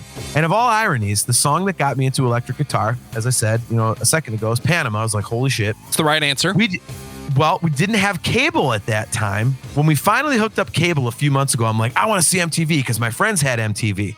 And I wanted to see what it's all about. No joke. Cable comes on. Hour later, Dad's like, okay, you can scroll through and see what cable's about. I go to MTV. The first video that pops up, I mean, right at the beginning, the plane, it was Panama. I'm like, oh my God. This is that band. This is those guys. I was like, it's Van Halen. Holy shit. So that was how I got into it. And then when the Hot for Teacher video came out and I saw Eddie doing the solo walking down the table, that was when I went, I want to be Eddie Van Halen. Like the way I'm feeling right now, watching this and listening to Van Halen, I want to do that. I want to make people feel that way. And literally to this day, dude, I started playing in bands when I was 18 years old. I'm 46. So we're talking 28 years now. Every single time I've gotten on a stage, I don't care if I'm playing to like 5,000 people or a single person. Both have happened. I am still that little 8-year-old kid up there going, holy shit, I'm on a stage. Oh my God, this is like what Eddie Van Halen did. That innocence is still there because of Van Halen's music, because of all the stuff I've read about Eddie himself, like we were talking earlier about his attitudes and his beliefs in what music is and being humble and just being a dude who wants to play. Like, it all stems from the 1984 record. It all stems from Panama and Hot for Teacher and Jump. And it's cliche to say that because those are the hit songs, but that's what hit me as an 8-year-old kid, man. I was just a little dude, and the record changed my life, and Eddie Van Halen changed my life. I mean, I wouldn't know you without Van Halen. I mean, literally everything was different. I mean, most of my life is because of music and things I've done in music. So had I not discovered Van Halen, gotten into music, we wouldn't be doing this right now. And that's why it's such an influential record. And I did pontificate, so I lied earlier. But, getting back to the record itself. It's okay, John. I wouldn't know you without the Talk To Me podcast. Well, there you go. See? And when I'm on stage, I want to be James Hetfield. I have to be honest. It's not going to happen, but that's what I'm thinking in the back of my head. The guy holding the guitar, slumped over slightly, singing downward into a microphone. That's me. That's what I want to do. But you just want to say between songs, little beer from my throat. That and yeah, I say yeah a lot. And those yeah. Then later on in life, I decided I want to be Lemmy. So full of whiskey and the most badass rock dude on the stage. I'm just gonna say it right there. The most metal guy on stage. You could have just stopped at most badass. That would have been better. Actually, what I just said would have been better if I had just said what you said. So continue this pontification, as it were, since we're using classical terminology. And now that I know you're a fan of Ludwig van, we're going to talk about some symphonies at some point in the future. Not Symphony X. We already did that. You weren't listening. I'm not a fan of Ludwig van. But back to 1984, as you said, we talked about how Diver Down was a response to Women and Children First and Fair Warning. Well, 1984 is a response to the previous 5 records, especially Diver Down, because the Diver Down experience was when Eddie started building his own studio. And obviously everybody knows that is 5150. Fuck yeah. And dude, he basically, after Diver Down, he was so unhappy. He basically said, fuck you. I can make a kick-ass record. I'm doing this on my own. I don't need these goddamn studios. And the band was afforded the time that they had wanted for the Diver Down record to actually sit there for a good long time and write and think things out and just do it the right way instead of, okay, you got, 10 days. Like Van Halen 2, I think it was 10 days they recorded it. It was just so quick. And 1984 was Eddie, kind of responding to those other records and going, fuck you, I can do this. And fuck them, he did it. I mean, this was the ultimate statement. And this was not a problem-free record. It was insanely problematic because, Eddie and Don Landy took over the whole damn kit and caboodle, and they just ruled the roost to the point where they couldn't get the goddamn master tapes out of the studio because Don and Eddie were they were so meticulous about it. They weren't happy with the mixes, and the label's like, we need the tapes. And Ted Templeman would go up there, and as he was pulling in, they would have somebody run out the back door with the tapes and say, oh, that guy's gone. Then Ted would be like, oh shit, and leave. And then the guy would come back in the door, be like, okay, let's keep working at it. And I mean, there's anybody listening, if you want to just look up the stories about the making of 1984, and it was a pisser. But the proof is in the pudding, because when the record came out, it was absolutely gigantic, and it absolutely cemented Van Halen. If they weren't already like the American hard rock band, they definitely were with 1984. And they're one of the few bands that have not one, but 2 diamond albums. Say what you want. Like we were talking about how we prefer the Sammy stuff, and all 4 of Sammy's records, as we'll get to in a minute, were number 1. With David Lee Roth, they never had a number 1 record. They had their only number 1 single, which of course was Jump.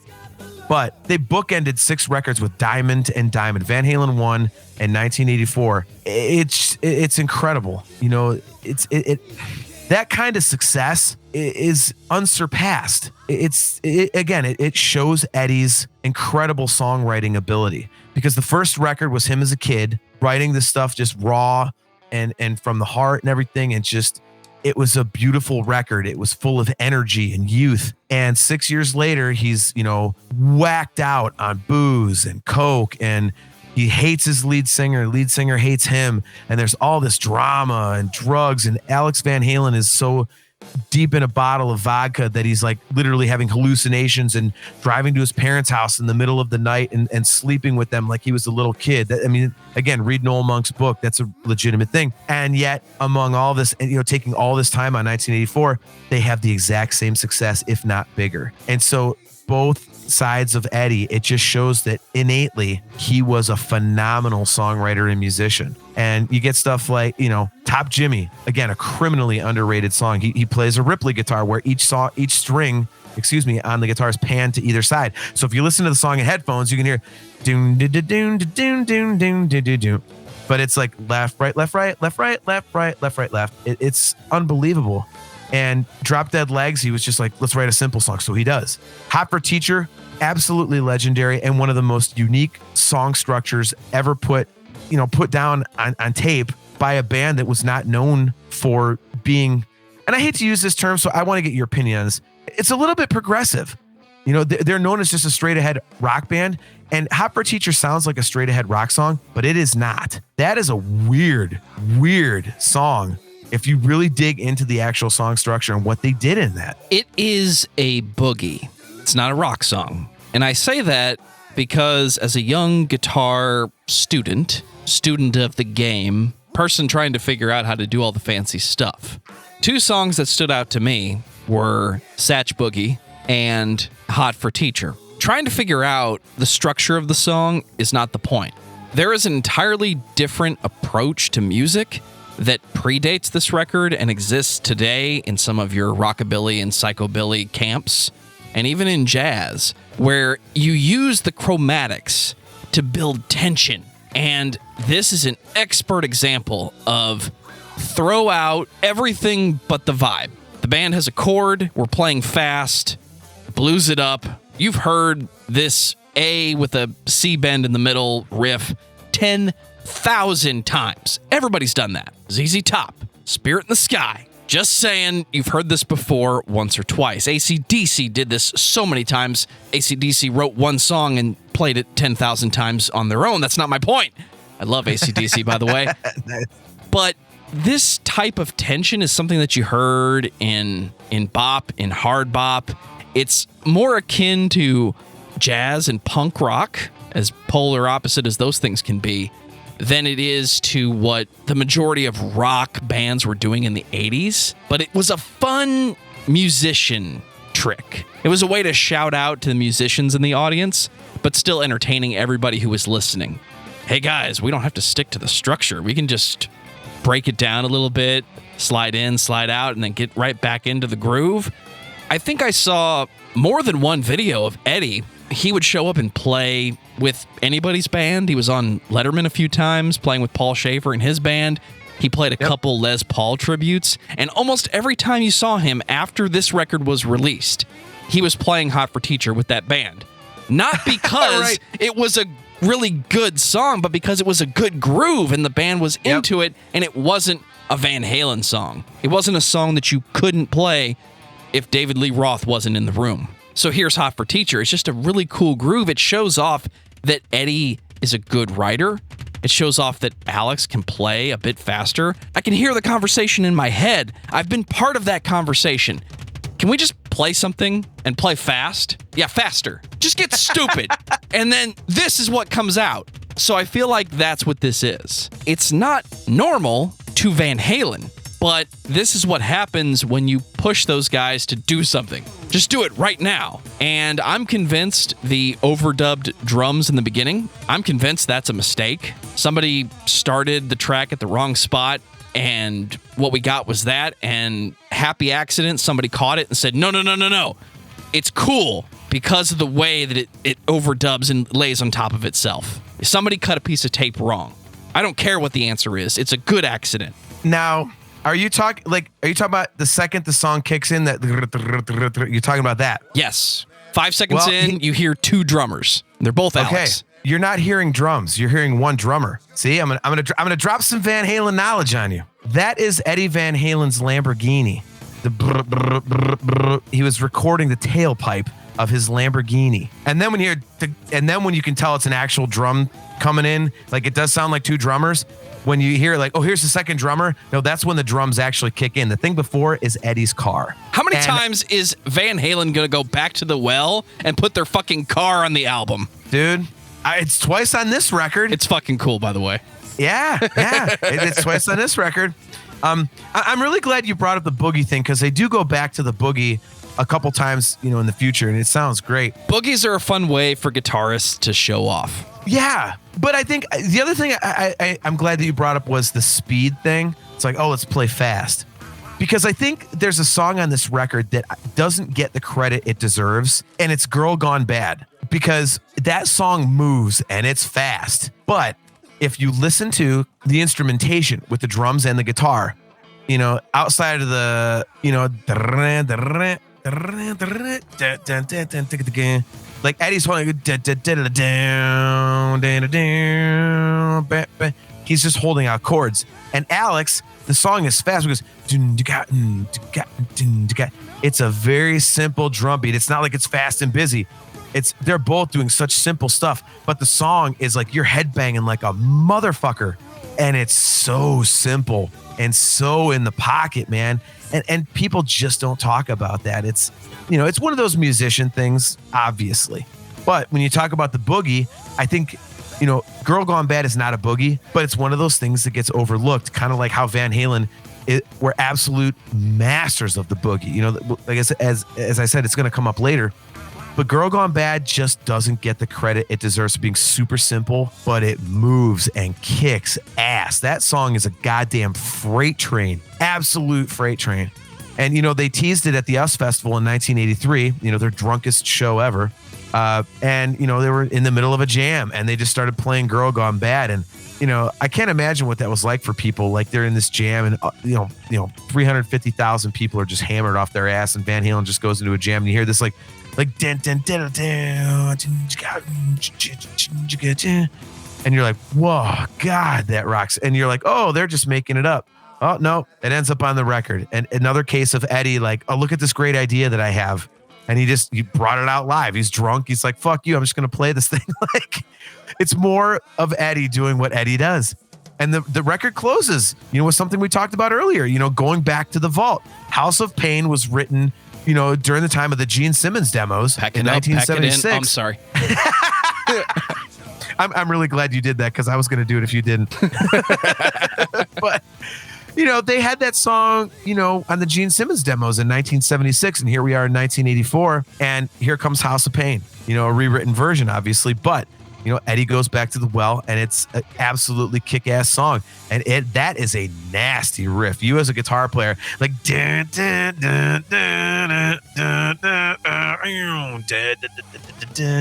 like that song just jams. It's Van Halen is very good at giving you just enough. And you're like, okay, well, cool. I'm good with that. It's like 4 minutes, 3.5, 5 minutes, whatever. House of Pain is one of those songs you're like, God damn, I wish that song was longer. Because it fucking rocks, man. If Van Halen has perfection, it's the first record and the last record of David Lee Roth's tenure with the band. I do think Van Halen in 1984 are perfect. They may not be perfect records, but they're perfect to me. It's a perfect hour of music, experimentation. I believe if I see this band live, it sounds like this. So what happens in the next 2 years, John? In 1986, we get 5150, which, despite being a trademark for Van Halen for a long time, till the end, honestly, it's just cool. But this band is not the same Van Halen. It's not the same vibe. It's not the same production. I assume they were recording in their own studio at this point, and that's why it's called 5150. You are correct. But you have a new singer. You have a new vibe, and I want to get it out of the way early. If all of David Lee Roth's songs are about getting girls and being the most important thing at the front of the stage, Sammy Hagar's songs are about hanging out and having a good time and loving everybody. I'm also ashamed to admit that for a long time, I thought I Can't Drive 55 was a Van Halen song because I saw him play it with them so many times. It does fit, man. Hell, dude, One Way to Rock, another one that they played all the time with it. My band closed the show tonight, or this afternoon, I should say. My band closed the show this afternoon with One Way to Rock. And, that sound, the way that they played it, Van Halen, when they did it back in the day, sounded like a Van Halen song, not a Sammy Hagar song. So I can't fault you for that. 2 years later, what happened? Well, during the touring for 1984, Dave started recording a few solo tracks. And, California Girls, he was really proud of. And he did his Crazy from the Heat thing, and he was just going to do his little solo bit, and it was the beginning of the end, man. Eddie had enough of him, and the guys didn't think California Girls was that great. Dave wanted to do his thing, and they were just finally so sick of each other that they couldn't work together anymore. And with Dave doing his solo thing, and basically in the Noel Monk book, they were Alex was so far into his alcoholism, it was ridiculous. Eddie was so coked out, it was crazy. Dave was on such an ego trip that he was basically uncontrollable, and then he does the solo stuff. So they fire Noel Monk, and a couple months later, Dave ends up leaving the band because he just thought he was bigger than what he was. He figured, I'm the front man of the biggest rock band in the world, and everybody loves me. It's not all about Eddie Van Halen. It's about me. I obviously I can go do whatever I want. Especially considering California Girls had come out, was a massive hit. So he's like, okay, I got this. And then he was, to hear him tell it, he was tired of the Van Halens just sitting on their asses. He wanted to go. And they just wanted to kind of like relax and take some time and do their thing. And, again, substances played a big part in this. But the rift was so vast between the two parties that it was not a tenable work situation anymore. Dave leaves, thinks he's going to be the biggest thing ever. Van Halen wonders, can we continue? They have the little flirtation with Patti Smythe, a couple other people. Eddie considers doing, a record with a whole bunch of singers, Phil Collins and, guys like that. And Alex talks him out of it. Oh, that would have been weird. Dude, could you hear Van Halen playing in the air tonight? Dude, Eddie wants to try everything. One of his most famous quotes is, if I want to play Bavarian Cheese Whistle, I'll play Bavarian Cheese Whistle, because he doesn't give a shit. He going back to the covers thing, he always said, I would much rather bomb with my own music than be successful with somebody else's. The guy doesn't give a shit. He wants to play. Like he always said, like, Dave is a rock star, I'm a musician. And that's all Eddie cared about, is playing. And he's like, I'm going to play whatever I want. If you want to buy it, cool. If you don't, cool. I don't give a fuck. It's what I do. I'm a musician, so I just put stuff out. So, the whole All-Star record, like you said, like, can you hear Phil Collins with Van Halen? No, I can't. I don't want to. Yeah. I mean, he's talking about like Joe Cocker and guys like that. This thing, it's weird. Now that would have been vocalist. Cool. I'm feeling all right, but it's Van Halen. That would have been cool. Yeah, I mean, I could see that. But, Claudio Zampoli actually is the man that we can thank for, the clouds parting and the angels singing and Sammy Hagar coming into the lives of the Van Halen brothers and Michael Anthony, because Claudio Zampoli is a car mechanic who actually you can see Sammy talking to in the beginning of the I Can't Drive 55 video. Come on, John. You have it in you to say it the right way. Yeah, I Can't Drive 55. Wow.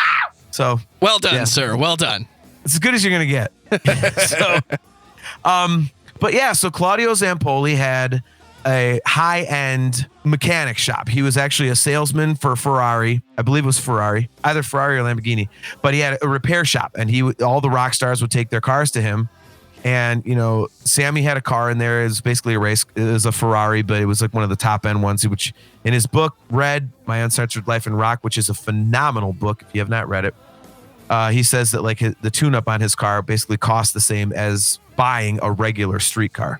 And as he's in there, drops his car off, and Eddie had his Lamborghini in there, and he comes in and, he sees Sammy's car, and he goes to Claudio. He's like, well, man, that's a sweet car. Whose car is that? And Claudio's like, well, that's Sammy Hagar. And that led to Claudio giving Eddie Sammy's number, and he called up Sammy, and they had a couple jams. And Sammy was ready to get out of the music business at the time, which is kind of one of the ironic things. And he just wanted to go down and jam with Van Halen. He's like, man, maybe I can have Eddie write some songs with me, whatever. But, he describes in his book that, he went and played. He was totally fried. But when he went back and they had tapes recorded. And when he went back and listened to the tapes, he was like, I felt it. I heard it. It was so unbelievably just grooving and powerful. And Don Landy was all into it. And everybody that heard it was like, wow, this is great. And off they went with Sammy Hagar as the lead vocalist. Yes, Sammy Hagar brings a different vibe to this band, but it still sounds like Van Halen. I don't think they made it work. I think they moved to the next step. The strangest part of this record, what stands out to me, is Alex's drums. Digital toms with acoustic everything else. I'm not going to pick on it because I've read that book. And I've heard that book in the 80s. Let's be honest. Digital drums were a fad. It was the thing that everybody was trying to push. That sound, the Def Leppard sound, the Pyromania sound. But I could see Alex sitting there going, yeah, I can do that, but I need my snare. Alex Van Halen has one of the most interesting snare sounds because he doesn't change it. He does not copy anybody. He doesn't have the Bonham snare. He doesn't have the Gene Hoglan snare. It sounds to me like dude bought a drum set and cranked it, and that's the sound he kept till the very fucking end. And I'll give him those props. So, okay. I love that you bring that up because that's something that never gets mentioned except for it, the times you're talking to a musician who knows drums. That, like Eddie's guitar sound, like you ever hear something come on the radio, like when you heard Beat It, for example, the guitar solo kicks in, you're like, oh shit, that's Eddie. When you hear Alex's snare, that's Alex fucking Van Halen. And to your point, it always sounded the same. He's got that sound. He's got that sound to the point that Eddie was on record many times as saying that what we call the Brown sound for his guitar was not actually where that term originated.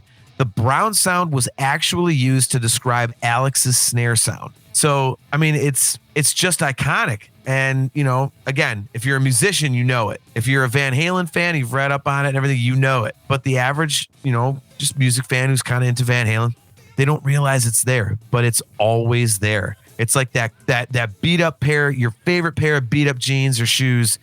It's always so comfortable. You can wear your nice new ones and go out and have a great time, but you always come back and there's always that old beat up favorite pair that's just, it's always there for you. It's solid. It's there all the time. And I don't think the digital toms are an 80s decision. I think this is an early recording of what was or would become the epic 5150 studio. Because I swear I can hear the sticks hitting the pads, which tells me they had a smaller room or a smaller space than they needed, and they were just trying to control the extra noise. But who fucking cares? This album is huge, and controversial statement incoming. I think Sammy Hagar is a more skilled lead vocalist than David Lee Roth. I think How is that sorry to cut you up. How is that controversial?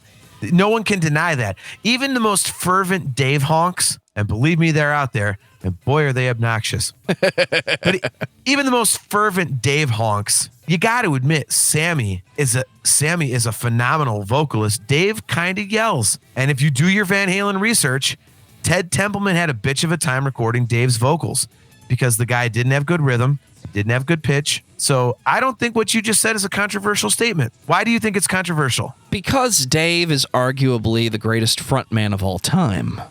Sometimes the lines cross with great lead vocalist and great performer. There's a difference between your vocal ability, your technical ability, and your performance ability. Sammy Hagar is a cool fucking dude. If I get to hang out at his fucking place one time in my life, I'll consider it a success because I'll probably get dragged on stage. That's how fucking cool he is.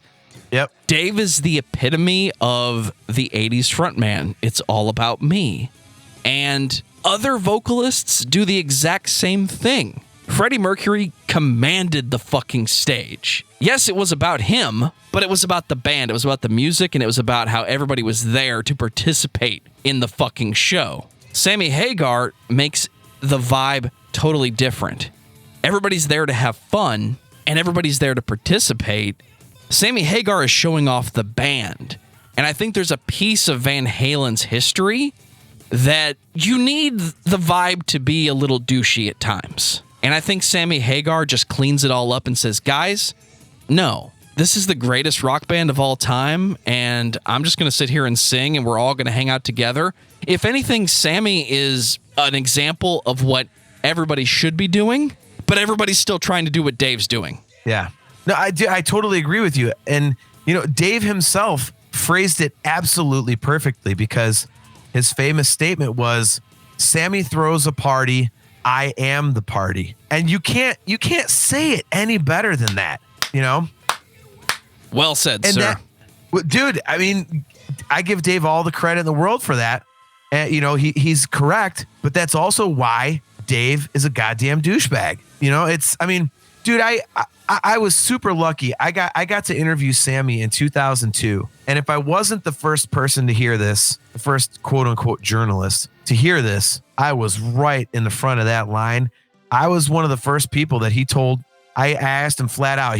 I was interviewing him about his upcoming tour with Lynyrd Skynyrd, and we got around to Van Halen stuff. And I flat asked him, I said, is this, would you ever consider getting back with Van Halen? Obviously the bad blood is it's a well-traveled road. Everyone knows. And I was one of the first people he told. He's like, you know what? Yeah, like I would do this. I would get back together with them. And me, I was thinking like, he's going to be like, nah, fuck that. But when he said, yeah, I would do that, I was like, oh my God, Sammy could be back with Van Halen. Like, and it was awesome because, we went on to talk about it a little bit. And he was talking about how, it was like a brotherhood. And even though there was bad blood when he left 6 years prior, he was like, Eddie and I were like best friends. We lived, next door to each other in Malibu. And we wrote these incredible records together. And we had such an incredible bond.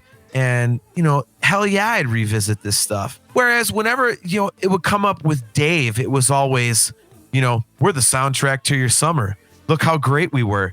Yeah, I'm the one that, you were listening to in your left ear while your right ear was getting licked by your first girlfriend and shit like that. Like it was always just about Dave. So you make excellent points about the fact that Sammy changed the vibe. And he was, I think we talked about this earlier. Sammy's personality fits more of the comprehensive Van Halen vibe than Dave's does. Because Dave was all about, look at me. Whereas, Sammy was, look at the band. Like, look at how much fun we're having and everything. Look at that motherfucker on the guitar, man. Seriously. Yes. That guy playing drums, badass motherfucker. And that bass player, good God.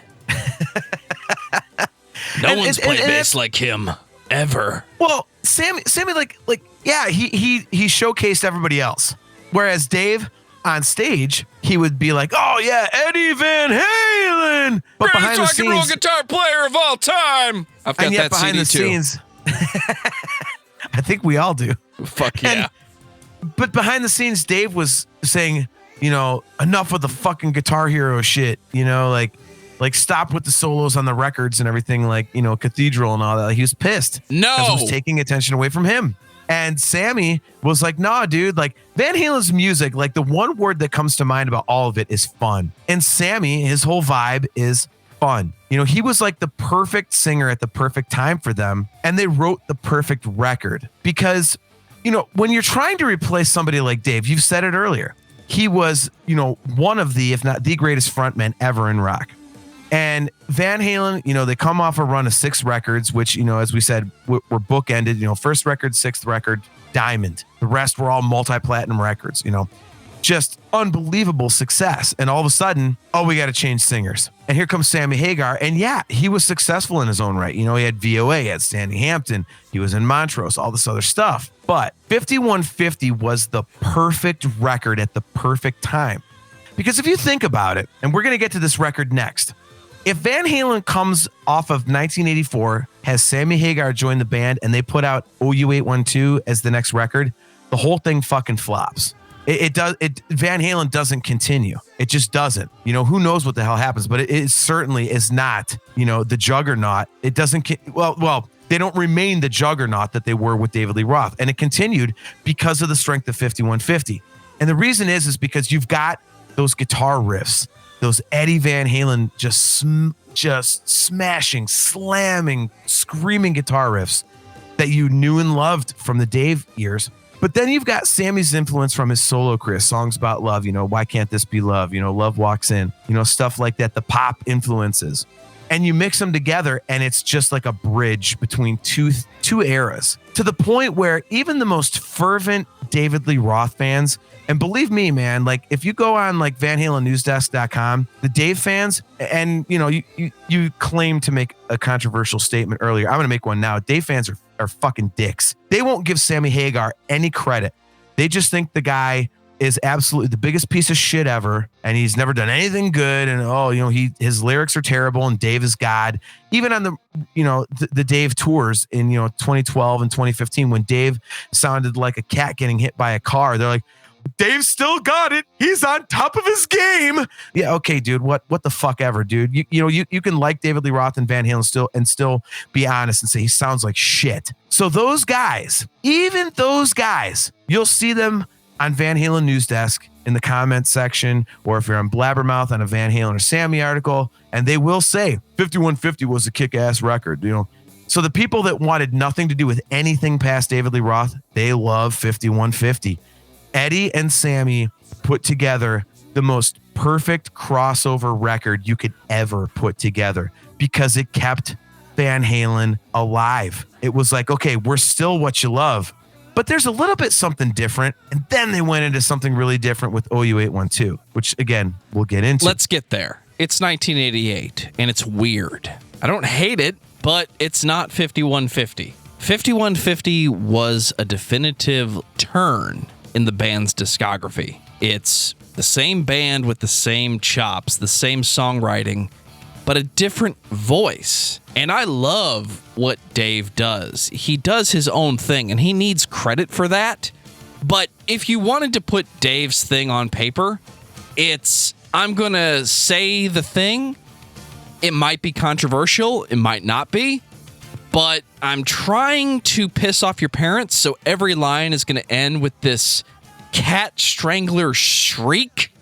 And that's fine, because Dave said it himself. He is the party, so he's trying to perform. Dave is the little kid who's trying to show off for mommy and daddy and everybody else at Thanksgiving. Sammy Hagar is trying to sing the fucking melody. So it's all right, but it's not the same thing. Van Halen OU812, which I'm told has some meaning. You don't know that story? It's a very simple story. Tell the story, John. The people want to hear the story from you. I feel bad saying this because people listening are probably like, duh, we know this. But yeah, it's very, very simple. David Lee Roth put out Eat 'Em and Smile, which was part of a comment from an interview where Dave felt like the Van Halen brothers were just dissing him in interviews. And Dave said, and I'm paraphrasing here because I don't have it up in front of me, but it was, he's like, people, the Van Halen brothers demand a comparison. The fans, the people demand a comparison. It's like, okay. And I didn't want to get into it, but I'm going to get into it. All right. You want a comparison?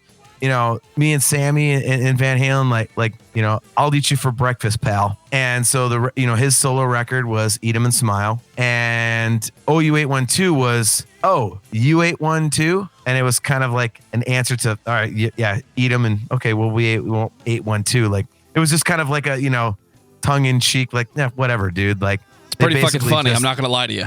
Dude, it's like brushing a bug off your shoulder is basically the album title. So, hi, we're Van Halen, and this is our new album. Yep. And David Lee Roth, You Don't Matter. So, yeah, so there's the story. So the 80s were a weird time, John. People were taking shots at each other with vinyl. Right. They just pulled out this big Gatling gun, and we're like, ah! You're going to do that again, seriously? I'm going to call back to that as much as I feel like. Eventually, you're going to have to do a discography discussion about my band Gatlin if you keep this up, but we're never going to do that. I talked about you on Patreon once. Oh, boy. Please don't. But Yeah, so that's where the album title comes from. And, you were going somewhere with what you were talking about. And I think I'm going to continue it. Actually, no, let's hit a pause. You were going somewhere like after I told the story. So you were going to say something. So I told the story of the album title. So then you get back to your point because you were about to make a really good point. What was I talking about? About the thing. No, I think I finished it. I was trying to build the premise of like Dave's fine, but Sammy's great too. Okay. Sammy is great. Dave is great too. It's fine. So that's the story of the record. And I feel like you were about to make a point, but I just have to say something before you do. I feel like, and again, controversial statement, hot take. Like, don't do the fucking horn, you bastard. It's funny. It's just funny. But, I'm leaving it in. Dude, why wouldn't you? All right, so controversial statement. This might be the most controversial statement of the whole damn thing.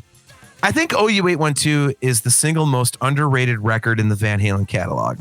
And I say that because when you listen back to everything, you can go through the Dave stuff as one chunk, you go through the Sammy stuff as one chunk. And OU812 is one of those records that people, generally the opinion is, well, 5150 was so good, but now you get OU812, which is soft. It's light.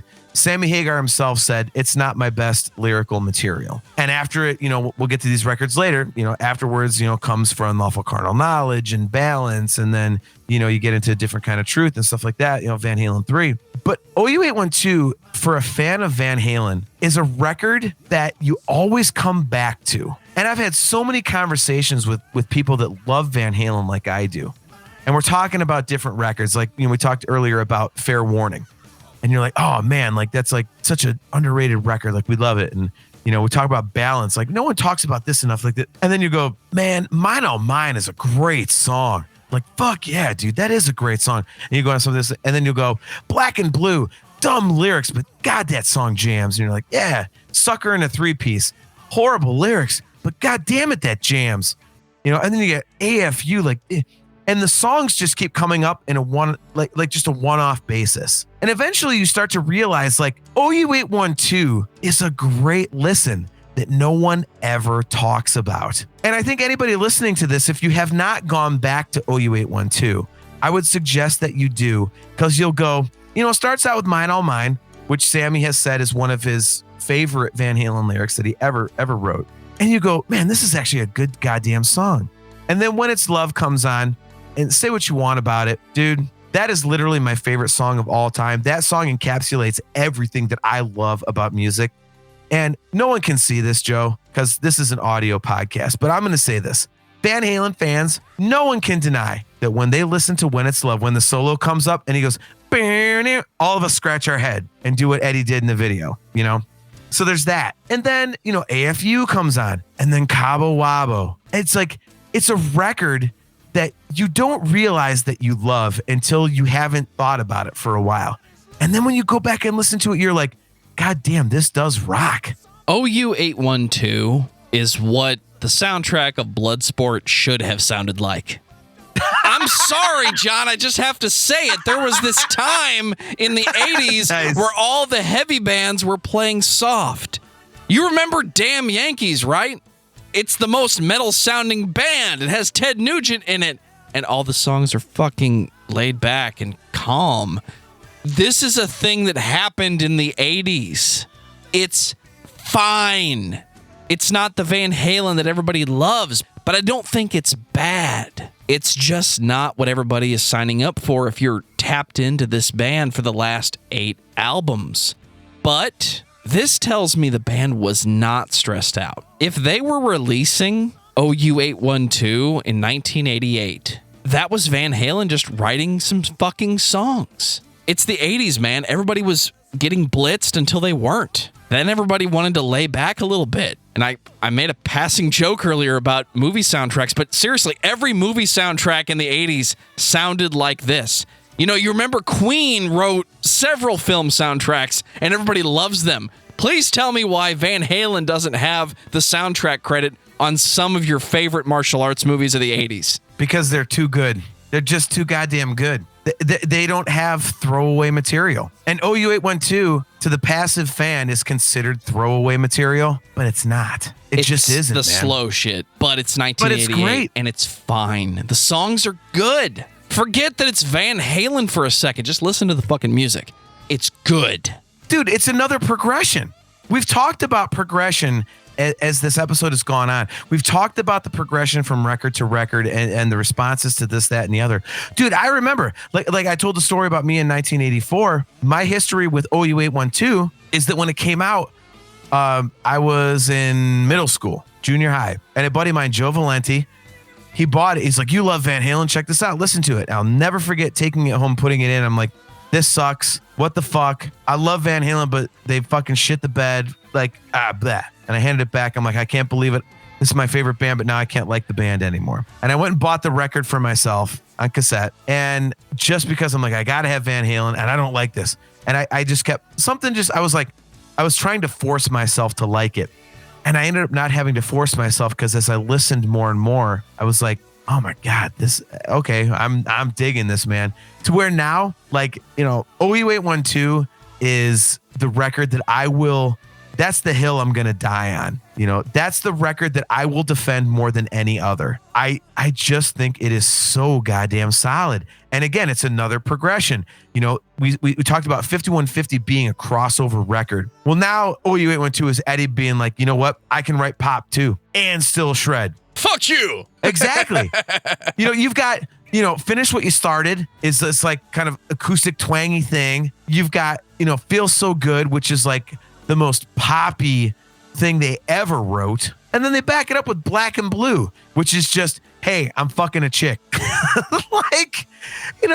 Who Says Dave is the only one that can write a song about this. Thank you. Yeah. And it's, dude, it's a great record. And as, I started out saying, when we started talking about this record, to anybody listening, if you're a fan of Van Halen and don't get into OU812, if you kind of like passively enjoy it, you're kind of into it, I highly encourage you to go back and listen to it now and just kind of think about as you're going like, yeah, there's some great moments on this. It's a really solid record, even though the production, like you said, you phrased it, it's light, it's softer in production. I think in production, I would say. In material, there are some heavy moments, but there's a lot of light moments, and I think they overshadow the heavier moments. It's a damn good listen, dude. It's a fun record. And it's just like a good summertime fucking record to listen to. Let's talk about material for a second, John. I'm going to give you 2 minutes. This band on record has been around for 10 years, and they have released 8 records. Is anything up to this point dated? OU812 sounds like when it came out, but does Van Halen reek of the 80s the way other bands do? Because to my ears, the first 2 albums do not sound like 1978, and they never will. They sound like they came out much later than that. So how does this discography stack up as we move into the 90s and what I'm going to call the strange times for Van Halen? Right. I'll be completely honest. I don't know if I'm qualified to answer that question because I never buy into the something is dated argument, because to me, a good song is a good song. And that having been said, if I'm trying to look at things through, the lens of what you brought up, Van Halen 1 and 2 do not sound like 1978 and 1979. I'll give you that. Obviously, we're talking about OU812 right now. Does it sound 80s? Now, does it sound dated? Did it sound dated then? I think some people could make an argument that, yeah, it does. It did sound dated. I personally don't subscribe to that because the songs still hold up. It's like when you listen to, let's say, a Rat record. I fucking love Rat. It's awesome. But when you listen to it, you go, oh, man, hair metal. Fuck yeah. Dude, it's fantastic. You listen to Poison, the second record, Open Up and Say Ah. You get stuff like, look, but you can't touch. You get there's heavy riffs and shit like that. And you're like, but you listen to it, you're like, yeah, fucking Poison, man. God, I love the 80s. But when you listen to Van Halen records, I don't think that any of them sound like a product of the times. I think they just sound like good songs. If you want to say that something like OU812 sounds like, it's dated because it sounds like 1988. I think we only say that because it came out in 1988. And, Eddie got more into keyboards at this point. But he was didn't get into more keyboards 2 albums ago. Exactly. This is Eddie Van Halen, doing more of Eddie Van Halen stuff. He was so into keyboards, but it was not like the vocal feature. And as we said, 5150 is a crossover record. You start, you've got the stuff in there with like, Why Can't This Be Love? And, Love Walks In. And because that record established them with Sammy to where they're a success, now he can get back on his, here's what I want to do. You have stuff like Feel So Good and When It's Love. Like, I don't think it sounds dated. It just sounds like Eddie progressing and doing what he wants to do. And they're just damn good songs that just happen to be recorded in the 80s. So I don't think it sounds dated. Now, again, to anybody listening and to you yourself, man, that may be me being a fanboy. But that's the way I see it, man. They're just damn good songs. 1991 for Unlawful Carnal Knowledge, an album title I still think doesn't make any sense. You are wrong. We're going to disagree right now. For Unlawful Carnal Knowledge is a fucking great, no pun intended, fucking great album title. It is awesome. This is a record, by the way. The original title, Sammy wanted it to be Fuck Censorship. So this was like right after the PMRC stuff. Bravo, Sammy. Dude, and the record label talked him out of it because they're like, you guys are selling a ton of records. If you try and go to Walmart and put out a record that says fuck censorship, like, you're not going to get in all the major record stores. So, he was actually training with, he was doing some boxing training. Somebody, one of the famous boxers, I can't remember off the top of my head right now, and he's like, Sammy said, I want to call the record Fuck Censorship or Fuck.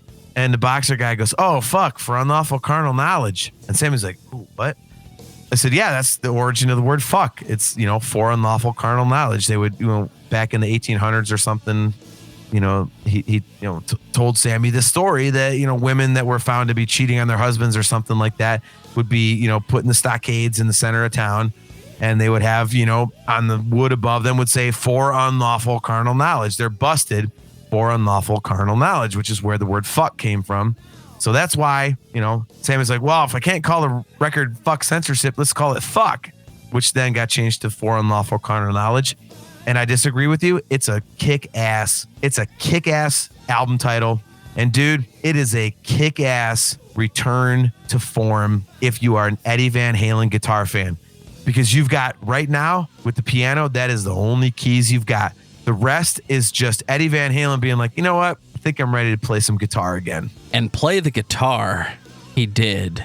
This might be the most dense Van Halen record to date. And up until A Different Kind of Truth, I would tell you it's the most dense album overall. I think Eddie just loosened up a little bit and let the mix be what it is. Because at the end of the day, there's value in what they've been doing. They want it to sound like a live band. At the same time, it's a record. So I have the ability to do more. Why can't I do more? Especially if you're doing just enough to thicken up the sound and make it sound better. I enjoy the sound of this record. The songs don't really stand out to me the same way they have, but I can't look back on this album and say it's bad. I'm sure the die-hard Van Halen fans will find reasons to hate it, but I can't find reasons to hate this record. It's good. It's not Dave, and I think that's the only complaint you can make. 2 albums of Sammy, if you're that old school fan, you want more of the Dave sound because it is distinctly a different band with a vocalist like Sammy Hagar. And I like what Sammy does. I can feel the unnecessary tension in the discography, in the songwriting. The laid back is starting to sound stale to me. There's nothing wrong with the album. I just think that it doesn't hold up as well as the others. This is going to be the point in the discussion where you and I completely disagree. This record fucking kicks ass. I will say this. When you say it's a dense record and you compared it to A Different Kind of Truth, I was thinking the same thing at the same time. That's an incredibly astute point on your behalf. The one thing that has been said about this record is that it's a lot of stuff trying to fit through a small speaker. Yes. And I agree with that. that having been said, this record fucking kicks ass. I was 15 years old when this record came out, and I was biking from my hometown to the town, the next town over, looking at records, getting ice cream at the Baskin Robbins, going to the CD shop, buying shit, going back and forth. And I burned out, I can't even tell you how many copies of For Unlawful Carnal Knowledge. This is, to me, what you would call a return to form record. This is Eddie Van Halen being like, you know what? I play guitar. So here's a bunch of guitar, a shitload of guitar. And for you saying, thank you, dude, for you saying like the songs don't stand out. Oh, they fucking stand out, dude. When you look at this record and you think about the fact that on this tour, they played most of the album on almost every night of that tour, that tells you something. If a band is that confident in the material, they're not just tone deaf. They're not just like, we're going to cram it down fans' throats. God damn you, we like this new record. We're going to play it for you. No, bands don't do that unless you're just the most arrogant pieces of shit ever. But on the Fuck Tour, Van Halen played most of this record. And the one song that didn't get played a lot was The Dream Is Over. And that song jams. That song kicks ass. This record, if you like Eddie Van Halen playing guitar, to me, this is the fair warning of the Sammy era, because it's Eddie just going, I'm Eddie Van Halen. I'm going to give you some kick-ass songs, and I'm going to play the motherfuck out of the guitar. And that's what he did. And there's so many great songs on this album. This is damn near a perfect record to me. This is not the same band you had in 1984. 1984 may have been the ultimate album by that era of Van Halen, but this is a band that has been writing songs for over 15 years at this point. You talk about The Well, they're in The Well, and they know how to fucking do it now. It's not about finding the gem. It's about what you've learned up until this point. There is a key moment, and you know what I'm talking about, John, where you've been playing music long enough, it clicks. Yep. And even though we're not talking about technical skill, we're talking about the ability to understand your instrument, to know what needs to happen, and being able to do it without thinking, there is a moment where that clicks. And it feels like this is the record where it's clicking for Eddie Van Halen. So why do you not get into this record? Like you kind of intimated, like it's just kind of there for you. Like, why are you not into this one, dude? I think this one doesn't stand out because there aren't hits here. And for somebody who's not diehard Van Halen, I'm not. I like the songs. I like the record. It's the sleeper hit. You're selling me on this one, but I don't look back and say, man, I want to listen to For Unlawful Carnal Knowledge today. Well, you've got Pound Cake. You've got Run Around. You've got Right Now, just a Pound Cake sounds song. Delicious right now, by the way. That's really easy to make. You know the recipe is pretty fucking simple, right? Sammy Hagar and Eddie Van Halen writing a kick-ass rock song? Yes, I do. But you got Top of the World, dude, and I've got two words for you. And anybody listening that is a diehard Van Halen fan is about to go, fuck yeah, dude. I've got two words for you that will describe why this record absolutely kicks ass. And it's something that all of us who love Van Halen come back to. Live versions of it, studio versions of it, we all come back to it and go, fuck yeah. I think it's the heaviest song that Van Halen did with Sammy Hagar. Two simple words, Judgment Day. I thought you were going to say Right Now. No, Gorilla Monsoon from 80s wrestling. Oh, will you stop? Dude, Judgment Day. The riff is heavy. The groove is heavy. And oh my God, the vocals on that song, Sammy's just ripping it up. It's like angry Sammy. And at the end, we said, at the end, we'll get into the live stuff. Dude, Michael Anthony and Sammy Hagar, my voice is blunt from singing and I can't hit those notes anyway. But you know what I'm getting at the end with Mikey just going like the supersonic highs. Like Judgment Day is absolutely kick ass. That is quintessential Van Halen if you're into heavy Van Halen. And it's like, and that song is not one people bring up because this record, you say, oh, I don't, the hits, they don't have hits. There's 4 smash hits on this record, dude. And then you've got Judgment Day. To be fair, Right Now is on this record, yes. I'm with you on that. Pleasure Dome, one of the single most underrated Van Halen songs ever. Speaking of boogies, it's not quite a boogie, but that song absolutely rips. Dude, The Dream Is Over, again, no one ever talks about. It's one of the most straight-ahead, rocking, driving songs they've ever done. Great tune. For Unlawful Carnal Knowledge is an absolutely kick-ass record. And it is a kick-ass Van Halen record, man. This is one of their very best and one of my favorites in their catalog. You've convinced me, John. I'm going to spend an entire week with this album, and I'm going to come back, and I'm going to give you a symposium about how right you were about this record. 1995, Balance. I appreciate the throat singing in the beginning because I've been practicing that lately. That's hard to do consistently. I'm just saying. Real quick story before we get into this. The first Van Halen show I ever saw was on this tour. My father would not let me go to concerts until I turned 18. My older brother, as I mentioned earlier in the episode, is 9 years older than me. I could have gone to the 5150 tour with him. I could have gone to the Fuck tour with him. My dad wouldn't let me. So 95, I'm 19. I could finally go see Van Halen. And of all bands to open, Collective Soul. I have never seen a more boring opening band. And I'm not just saying that because I couldn't give a shit less who was opening. I was waiting for Van Halen. They were boring. So you turned your head and spit them out? Oh, is that a Collective Soul pun? Because I don't know anything they do besides shine. Clearly you don't care because the fucking band wasn't there that you wanted to see until Van Halen came out. No. And, so it's 95, it's the Balance tour. And Collective Soul played for maybe 40 minutes. To me, it felt like 3 hours. I'm like, get the fuck off the stage. Like, You're opening for Van Halen. No one's here to see you. Well, and it's my first Van Halen show ever. I'm a 19-year-old kid. Like, I have no tolerance. So anyway, Collective Soul gets done. The whole changeover is going on, but all of a sudden the whole place turns black, and I'm losing my mind. I'm like, oh my god, I'm going to see Eddie Van Halen live for the first time. Oh my god. I'm so ready for it, and it stays black, and then all of a sudden, whoa, the Gregorian chants.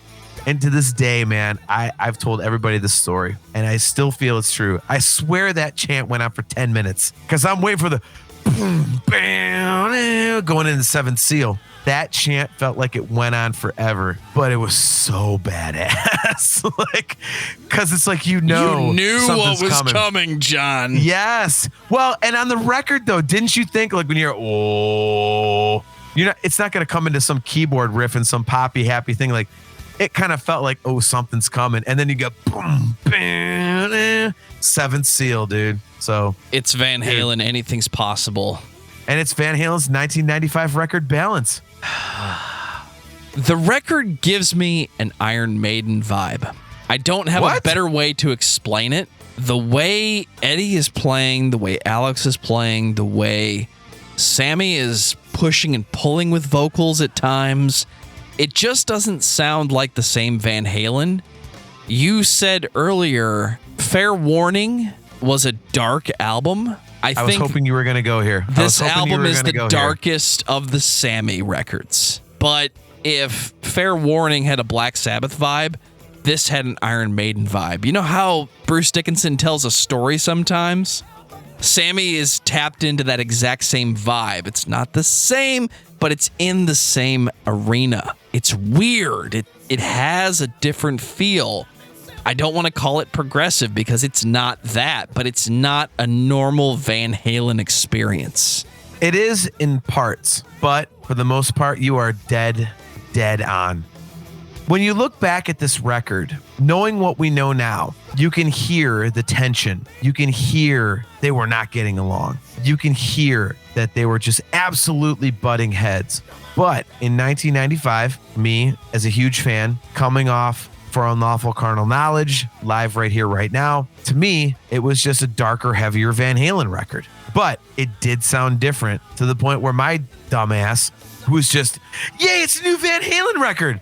Even I was like, yeah, this has got kind of some darker stuff. And I did think Fair Warning. I mean, you made an excellent comparison. It is, the Sammy version of Fair Warning. But there are happy moments as well. And that's what's weird. This record to me is the one Van Halen record that's up and down and up and down and up and down and up and down. You know, Seventh Seal is stark and it just kind of drones, you know. But then you get I Can't Stop Loving You for the second song. And then the third song is drop tune, jun, jun, jun, jun, jun, jun, jun, jun, jun, jun, you know, Don't Tell Me What Love Can Do. And, you know, even that, you know, again, going back to Sammy's book, he wanted it to be something positive. Like, I want to show you what love can do. And the Van Halen brothers like, no. Don't tell me what love can do. So there was battling even on the lyrics at this point. And then you get into Amsterdam, which I think is like the quintessential Sammy song. It's a quintessential Van Halen song, even though Eddie, you know, over the years had said, oh, I hate the stupid lyrics. It's about pot, whatever, da-da-da-da-da. And that always like struck me as something like, what are you talking about, dude? Dave basically talked about pussy and drinking the whole time for, you know, 8 years. You're worried about Sammy talking about getting stoned? Like, who cares? But Amsterdam is an absolute ass kicker. It wasn't his drug, man. Dude. And then you go like Big Fat Money is great. And you got Aftershock. You got Deja Vu, feeling like it's a great record, but it is way up and down. I mean, there's like the highs and the lows. And I think that's what makes this record interesting. And back again, you know, when I was 19 and hearing it, not knowing that this was basically the end of the band, I just thought, okay, this is a dark record. Ooh, this is a happy song. Ooh, this is what it was like a roller coaster, but it was you cool. You feel the vibe when you don't know the drama. Exactly. That's a perfect way to phrase it. I was like into it, like, ooh, they're happy, they're sad. Ooh, like this is the Van Halen record that takes you on a journey. Every other record is kind of in one particular vibe. This one is all over the place, and it's cool. It makes it very unique in their catalog, and it's a very special record for that reason. You know, it sucks that it had to be the last, you know, Sammy's last full record with them. But it's awesome that they had that, because up until this point, you know, 3 Sammy records, 6 Dave records, you know, they hadn't had that album that is just everywhere. Why are you holding up the number 4? It's 4 Sammy records, right? No, I'm saying, look, dude, you got to, let's keep up here. I said, you've had 6 Dave records and 3 Sammy records. This is the 4th. I'm saying what you're listening to before. Come on, Joe, get on board here. Get on the train. I'm on board with the train, John. I'm going to go listen to Fuck Again. Just for you, for an entire fucking week. Oh my God, I love you, man. But yeah, so this is the one record that absolutely just takes you on this up and down crazy fucking journey. You know, the other records were straightforward. This one is not straightforward. I mean, even to the point where Eddie brings back stuff. We're talking about like stuff in the vaults. Strung Out is him with Valerie Bertinelli at Marvin Hamlish's beach house. And I think either 82 or 83, they had stayed there. And he's got this, you know, full-size grand piano. And Eddie's taking forks and spoons and scraping he's all fucked up on booze, like scraping the strings and the piano, just destroying this beautiful instrument and recording it. You know, he takes this like multi-$1,000 instrument and fucks it up with forks, you know, just to see what it would sound like. And it ends up on 1995, you know, a 1995's Balance record. It's like, again, Eddie doing Eddie stuff. So even this late into their career, Eddie is still being Eddie. It's been a fun ride, John, but I have to ask, in 1998, is this the only pass on the discography? Van Halen 3. This is a very difficult record to talk about. I actually thought about this on my way home from my gig this evening, because I was listening to this record and I'm going, man, I remember back in 1998, I was kind of an apologist for this record. I'm like, yeah, there's a lot of good stuff on here. And as the years have gone by, it's gotten less and less and less, most generic term ever, good to my ears. And when I was thinking about it on the way home, I think what it was is, in 1998, I was really going down the Dream Theater rabbit hole. So I was getting into all this crazy progressive stuff. And I was like into this like weird music I'd never heard. So when the Sharon record comes out, you know, Van Halen 3, it was weird. It was not what you were expecting. And I think I accepted it because I was listening to weird shit at the time. But now when I go back and listen to it, I'm like, this is just not good. I mean, Gary Sharon himself has said this was a collection of demos. When you listen to the production of this, and here's another thing to go back and listen to. When you listen to the way that the vocals are recorded, all the S's and F's, they sound like, so. it sounds like, and God, like anybody listening, I'm not saying something offensive. Please don't take it this way. It sounds like anybody singing on this record had a speech impediment. It like the S's and S's. It sounds weirdly, and you've been in the studio, John. You know what happens if you use too much of that de-esser. Yeah. It doesn't work. It was really messed up, dude. It was really messed up. And there's only a few songs on this record that really hold up. Without You sounds kind of Van Halen-y. Fire in the Hole would fit pretty much anywhere. The rest of it, man. And unfortunately, the reason the record's like this is because this is when Eddie was like, okay, I'm officially in charge. Fuck Sammy, fuck Dave. I'm the guy. This is when he finally, started walking around, pardon the term, started walking around with his dick in his hand and like, I'm Van Halen. And it just did not work out. It didn't work out, man. I mean, the tones aren't good. The drums sound thin. It's like the first time Alex's drums sound thin. And Eddie just is doing whatever the hell he wants. And again, going back to the whole, I'll play Bavarian cheese whistle, that whole comment. At some point, you do have to keep in mind that you have an audience. And I give him all the credit in the world for me. Like, I don't give a shit. Like, if I put out something that sells 10 records, like, I don't care. I just want to write what I want to write. Cool. But you can't do this. It's just not good. I don't know what to call this. I can't find a positive here. You said this was demos. It sounds like it was demos. Eddie Van Halen is walking around making all the decisions.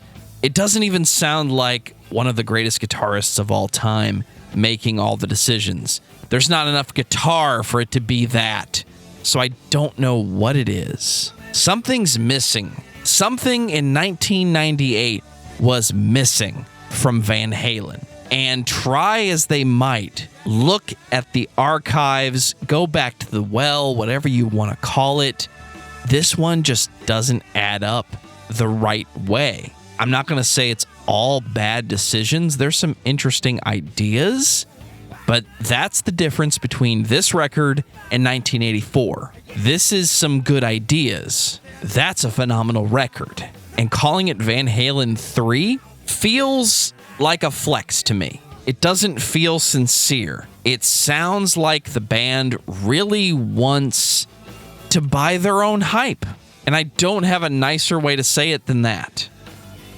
I get why you would say that, but there is a lot of stuff to listen to here. It has some of Eddie's most innovative guitar stuff. And not from I'm doing Cathedral, I'm doing Eruption, I'm doing tapping stuff. When I say that, I mean like he's playing chords on this record that you've never heard him do before.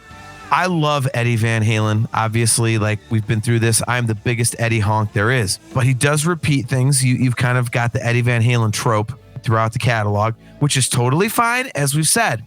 But on this one, he plays some different stuff. And one of the things I realized when I was listening to this on my way home today was Eddie tends to go up. Like the notes go, the notes go, the notes go, the notes go, the note. That's what you're kind of used to listening to. And I realized that because on this record, the notes go, the notes go, they go down. I'm like, wait, what? Huh? That's not what Eddie does. He does do some really interesting, really innovative stuff, in terms of what he does, innovative stuff. So in that respect, there's, some good things to listen to. I think Josephina is a good, catchy song.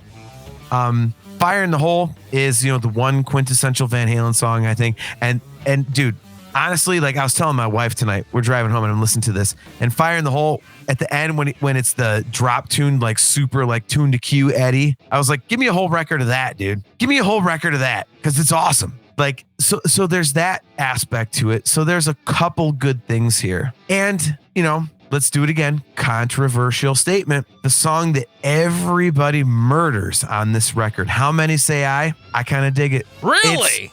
Dude, the lyrics aren't great. I fully admit that. But the concept behind it and how raw it is and how simple and honest it is, I love. And maybe this is another controversial statement. I think people would have accepted the song more if Gary Sharon's voice wasn't on it. Because Eddie was doing his smoker voice, like going in and out of it was, kind of the Joe Cocker-ish thing. We talked about Joe Cocker earlier. And then when Gary comes in, it's like How many say I? How many say I? Like perfect notation, perfect this. But that's not what Eddie was doing on the song. So their voices don't blend at all. It's just battling. So I think if Gary wasn't in there to remind you that, oh yeah, there can be musical perfection in this, I think people would accept it more, because you would just be hearing Eddie playing piano and Eddie singing, Eddie playing cello.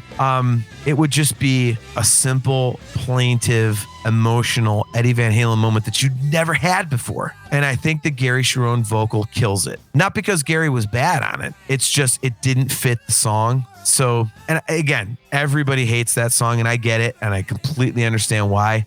I just kind of dig it. So, you know, I think if you want to encapsulate this record, and for anybody listening, go look up Gary Cherone Van Halen, That's Why I Love You, and then go look up Mitch Malloy, It's the Right Time Van Halen. It's the same music bed. It is a song that was supposed to be on Van Halen 3. It basically sounds like musically a song that was supposed to be, you know, a Sammy tune. And when you listen to the Gary version against the Mitch Malloy version, you can hear why they picked the wrong singer. Because Gary was allowed to do what he wanted to do with it vocally. Mitch Malloy did what he wanted to do vocally, and there's more to that story, but we won't get into that. And the Mitch Malloy version sounds like a Van Halen song. The Gary Cherone version sounds like, yeah, there's not that big chorus. It's not, you know, yeah, it's a happier version of a song from Van Halen 3. It just, you're like, okay. But when you listen to the Mitch Malloy version, you're like, yeah, that's a Van Halen song. And it's catchy, it's upbeat, it's happy. And it's amazing how different the two versions are. So, you know, Gary's interpretation of what he wanted to do in Van Halen as opposed to what Mitch thought Van Halen was, or what he wanted to do in Van Halen, I think Mitch got it. Like, this is what Van Halen should be.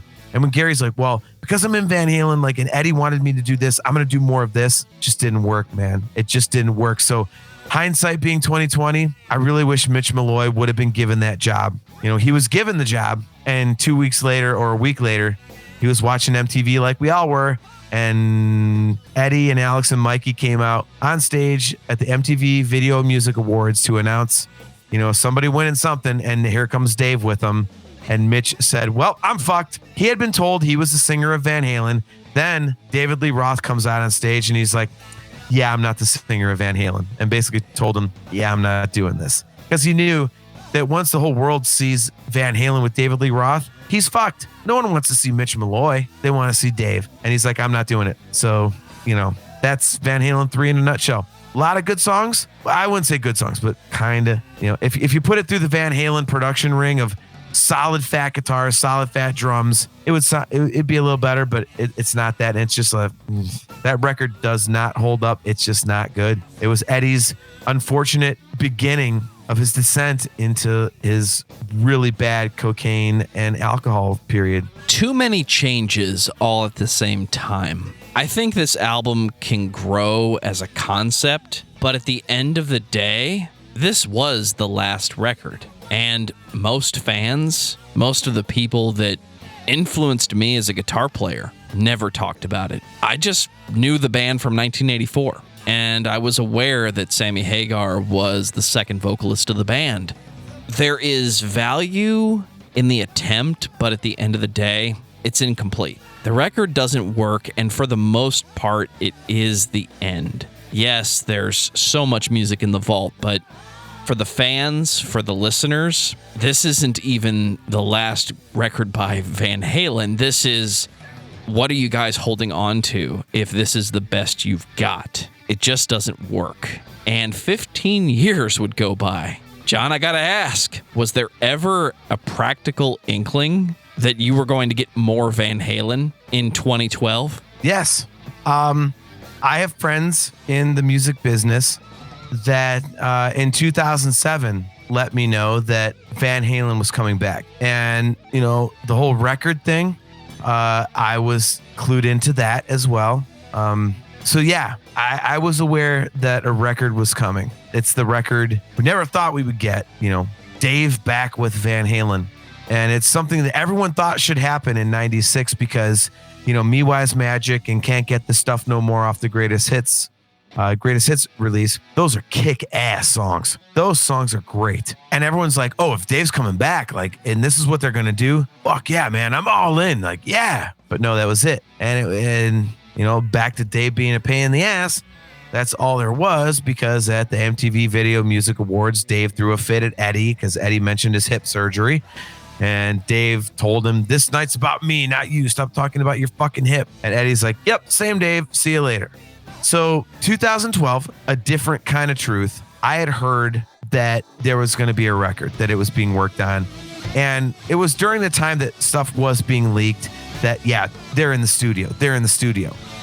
But those were leaks. I actually, again, like, I hate saying this stuff because it sounds like I'm such a cock. Like, I have friends in the music business. But I really do have people that, you know, I do know people that like are really tied in. And they told me, knowing that I'm the biggest Van Halen honk ever, I was told, don't put this on Facebook. Don't put this online. But Van Halen is in the studio with David Lee Roth. There's a record coming out. And I was like, holy shit. And then I'm wondering, okay, well, we know Eddie's sober, so he's clear-headed. Are we going to get back to Van Halen? Are we over the, you know, the weirdo, you know, frickin' I've been to a guru and done all this soul-searching shit on Van Halen 3 and everything, and the unfortunate tour that was 2004, which ironically was the tour that I met Eddie Van Halen. He was the most beautiful, sweet person ever. So I had a completely different experience than most people did on that tour. So it's like, what are we going to get? You know, and the record comes out, they release Tattoo, which I thought was cool, but I'm like, and I don't know how you felt about this, but I felt like, all right, this is cool. Like, I was into it, but I'm like, I was expecting something that roars, kind of like something like, I don't know, She's the Woman. How do you feel? I'm going to ask you a question because you've been asking me questions all night. It's what I do, John. We do this thing called the podcast. We ask questions. It's a thing we do. Well, we're both hosts of podcasts, and you're a little bit better at it than I am. So, like, knowing what we know about A Different Kind of Truth, when Tattoo came out, and did you have the feeling like, yeah, this is cool, but like I was expecting something a little more beefy? Weren't you thinking that? Like, okay, this is the new Van Halen single. Like, okay. And then when you heard the record and the second track is She's the Woman, didn't you go, well, fuck me, that should have been the first single? Did you think that? Am I the only one? Like, because that's a very popular opinion. Did you have that opinion? The first time I heard Songs from the Sparkle Lounge by Def Leppard, I wasn't expecting Go. I wasn't expecting a Def Leppard song that had fucking balls. Everything that happens after that song could be accused of being par for the course Def Leppard. I bring up that example because Def Leppard is a band I didn't know was still making new music when I heard that. I wasn't expecting new Van Halen. I don't think I heard Tattoo first. I think I heard this album and said the first song is called Tattoo. I don't know what they're trying to cash in on with that. It sounds like the band played She's the Woman, or they played all the songs that were on that particular reel, and somebody had the A&R guy in there, and he's like, no, dude, Tattoo, that's the song that everybody should hear first, because Dave's back, it emphasizes his vocals, it does this weird harmony thing that he hasn't done before, it's really dissonant. It's like everything that you guys have ever done, only it's thrown together into one song, because that's the perception that a marketing guy is going to look for. So I understand the decision. I just don't agree with the decision. I think Tattoo is an okay song, but it sounds like it should be the last song on the record, not the first. And if it's your last song, it definitely shouldn't be your lead-in to your comeback for the version of the band that everybody wants to see. Yeah, I'm a big fan of Tattoo, but I will not disagree. And when you say put it at the end, my one take on this, we'll dig into this record a little bit, you know, as we go, because I love this record. I think this is a crazily underrated record. But I do think it's 2 songs too long. You know, Big River and Beats Workin', I mean, they're good. I think they could have ended on Stay Frosty, or I'm sorry, Ice Cream Man Part 2. if you do Stay Frosty and then Tattoo, okay, I could see why you would end the record like that. So I think you make a great point, especially because if you keep the track listing the same after that, if you open the record with She's the Woman and you're like, as a Van Halen fan, you're like, holy shit, especially as a Dave Van Halen fan, you're like, holy shit, there's a new Van Halen record. Oh my God, I can't wait. And it comes in.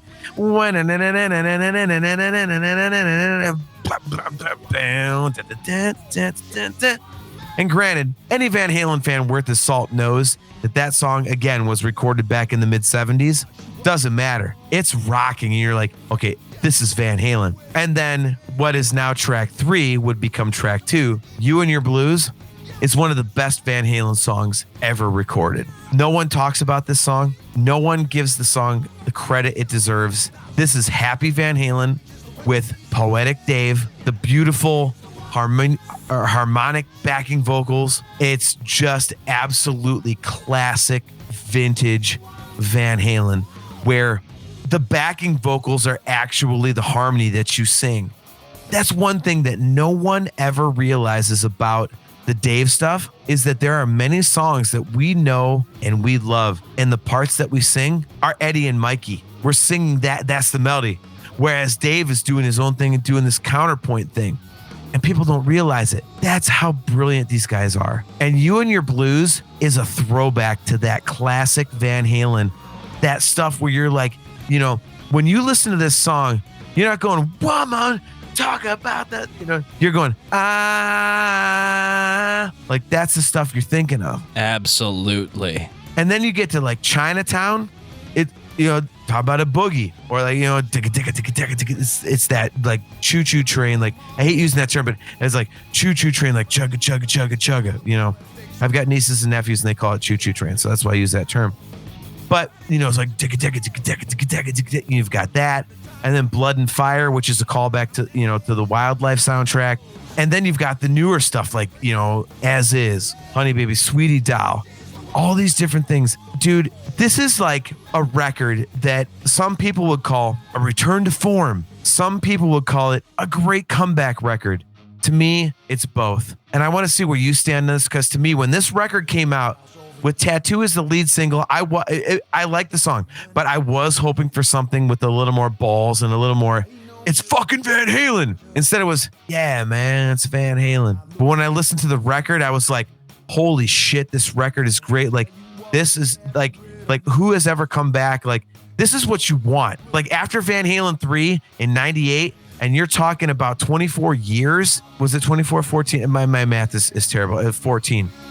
This is exactly what you wanted. Eddie is just absolutely smoking on every track. Dave's lyrics, like, he's always been a great lyricist, but if you go back and listen to his lyrics on A Different Kind of Truth, there's some brilliant shit on there, dude. It's fun Dave. It's poetic Dave. You know, Wolfgang's bass playing, love Michael Anthony to death, but Wolfgang, you know, he kind of plays lead bass, which is something we never heard before. You know, you like Intro to Chinatown, Eddie and Wolf tapping. This record fucking kicks ass, and it is an absolutely amazing return to form, and an amazing comeback record, and an amazing, you know, oh shit, remember us? Here we are. I can't think of another band that has ever done a record this good after being gone for that long. I think the mid-paced Van Halen is some of the best Van Halen. And yes, this record has its moments where they pick up the pace. It sounds like the live band you heard in the 2010s. So maybe production caught up with Van Halen finally, and you can have a studio record that sounds like a live band the way that band sounds when they play live. But I think the title is meant to be taken literally. I think it is a different kind of truth. I think it's a different version of the Van Halen 3 story. Somebody had to suggest calling this album Van Halen 3 Actually, because that's what it sounds like. That's awesome. It wants to be the real Van Halen 3, and I think it teases at something that some fans would be fine with, and I know I'm one of them. When you have multiple albums with a vocalist, and then you have another vocalist, everybody wants their favorite to come back. There is no reason why we never got Van Halen doing 2 or 3 hours with Dave and Sammy taking turns. Do the sets. Play the Sammy hits, play the Dave hits, and then have everybody come out at the end and play Panama. For God's sake, that's a thing that should have happened and never did. This record teases at not the return of Dave, but the band moving forward past the drama. I don't hear drama in this record. If anything, Tattoo sounds the most dramatic to me. But that's not the point. You have 3/4 of the band in the family. They're all family. So why is it about Dave, not Sammy? Why didn't we get both? Some of these songs sound like they could have been Sammy songs, which shows the writing of Eddie and shows the writing of Alex and the band working to make the best music they can. It's that last hurdle of drama that I wanted the band to let go of. And I know Dave and Sammy talked about going on tour at one point, and I think they played a couple shows, but they couldn't agree on who was going to headline. They did a whole tour. I saw the second night of the tour in Columbus with God rest his soul, my buddy Ben Boyle. Love you, brother. I saw him, and it was crazy. But they did a whole tour. It was Sam and Dave, like, you know, the rock and roll tour of the century, whatever the fuck they called it. And Sammy did his show, but Dave had basically the Atomic Punks as his backing band. And it wasn't the full Atomic Punks, but it was one guy that had been in there. And yeah, you're right. Like, you know, they got together and did a tour. So, but why couldn't they do it together? You know, to your point, there was, I mean, now we're getting into, you know, unfortunately, you know, after the David Lee Roth tours, you know, when Eddie passes away on October 6th of, 2020, you know, it all came out. And here's another thing that, you know, my buddies that told me about the record coming out, they were going to go on tour. There was a Van Halen tour in the works in 19, I think it was late 18. It was either late 18 or early 19, but they hit me up immediately like, dude, like, this is happening. Like, Van Halen's doing this, and it's, you know, it's Sammy again. I'm like, fuck yeah. So they didn't say that it was like Dave and everything, but there was something in the works. And, you know, unfortunately, you know, Eddie got sick, and, you know, and the whole Dave and Sammy thing, you know, the whole thing comes down to Dave's just a fucking dick. I mean, you said it earlier, like you have video of Sammy singing Dave songs. And when Dave got back in the band, you have no video of Dave singing Sammy songs. And you know what? Dave said it himself, you know, he's like, I don't want to sing that. But then Sammy said it better. He's like, he can't sing it. You know, I mean, so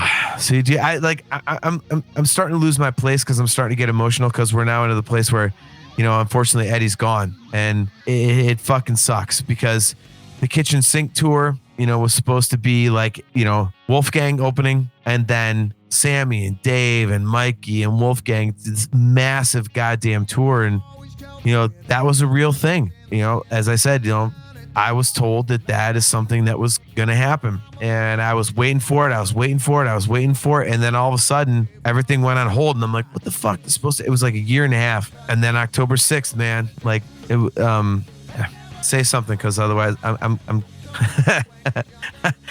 I'm getting a little verklempt here. I'll give you a topic. The Civil War was neither civil nor a war. Discuss. I'm feeling it too, man. Yeah. I think Eddie is undeniably one of the most influential guitarists of all time. And I think we all need to get together and decide who is more important to hard rock and heavy metal. Because many came before, but who turned a key on everybody more than Eddie? I don't know the answer to that. I can't point to one person. Maybe Dimebag, but we all know Dimebag was an Eddie fan. So where is your real influence? I feel like I'm influenced by players who loved Eddie so much that Eddie rubbed off on me as much as them. So when I look back at this band and I say, here's one of the best bands you've heard, but have you really listened to them? I want everybody to listen to this band, and it's finally happening. Final thoughts on Van Halen. Jon Drake. Let this be your symposium, sir. Well, this would take me hours and hours, but I will dumb it down to an hour. Just kidding. It's difficult for me because, you know, we're doing a podcast about it's discography discussion. We want to talk about the band. We want to talk about their music and kind of be objective a little bit. You can fanboy and stuff like that. For me, like, it's difficult to not just go off about how great Van Halen is. And I am very biased because, as I said earlier, Eddie Van Halen changed my life. I mean, I am one of the most happily married men anyone will ever meet. And I would not know my wife if I hadn't gotten into music and started playing in bands and singing and stuff like that. I would not have. I live in Cleveland, Ohio. She lives in Lima, Ohio. With those cities are about 2.5 hours apart. And I met her in Fort Wayne, Indiana. I was singing on stage, playing bass. And if I had not discovered Van Halen when I was 8 years old, as I said, my whole life changed discovering that. I wouldn't know my wife. And I've got 2 beautiful stepkids who are both crazy music heads. My stepdaughter, she likes all the rap and the hip hop. She's into that stuff.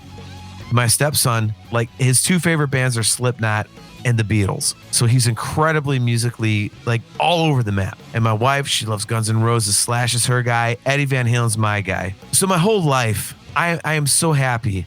And I wouldn't have this if it wasn't for discovering Van Halen. And to this day, if I'm having a shit day and if something's just pissing me off, I'm like, God damn it. Like, I don't want to be upset. I don't want to be in a mood.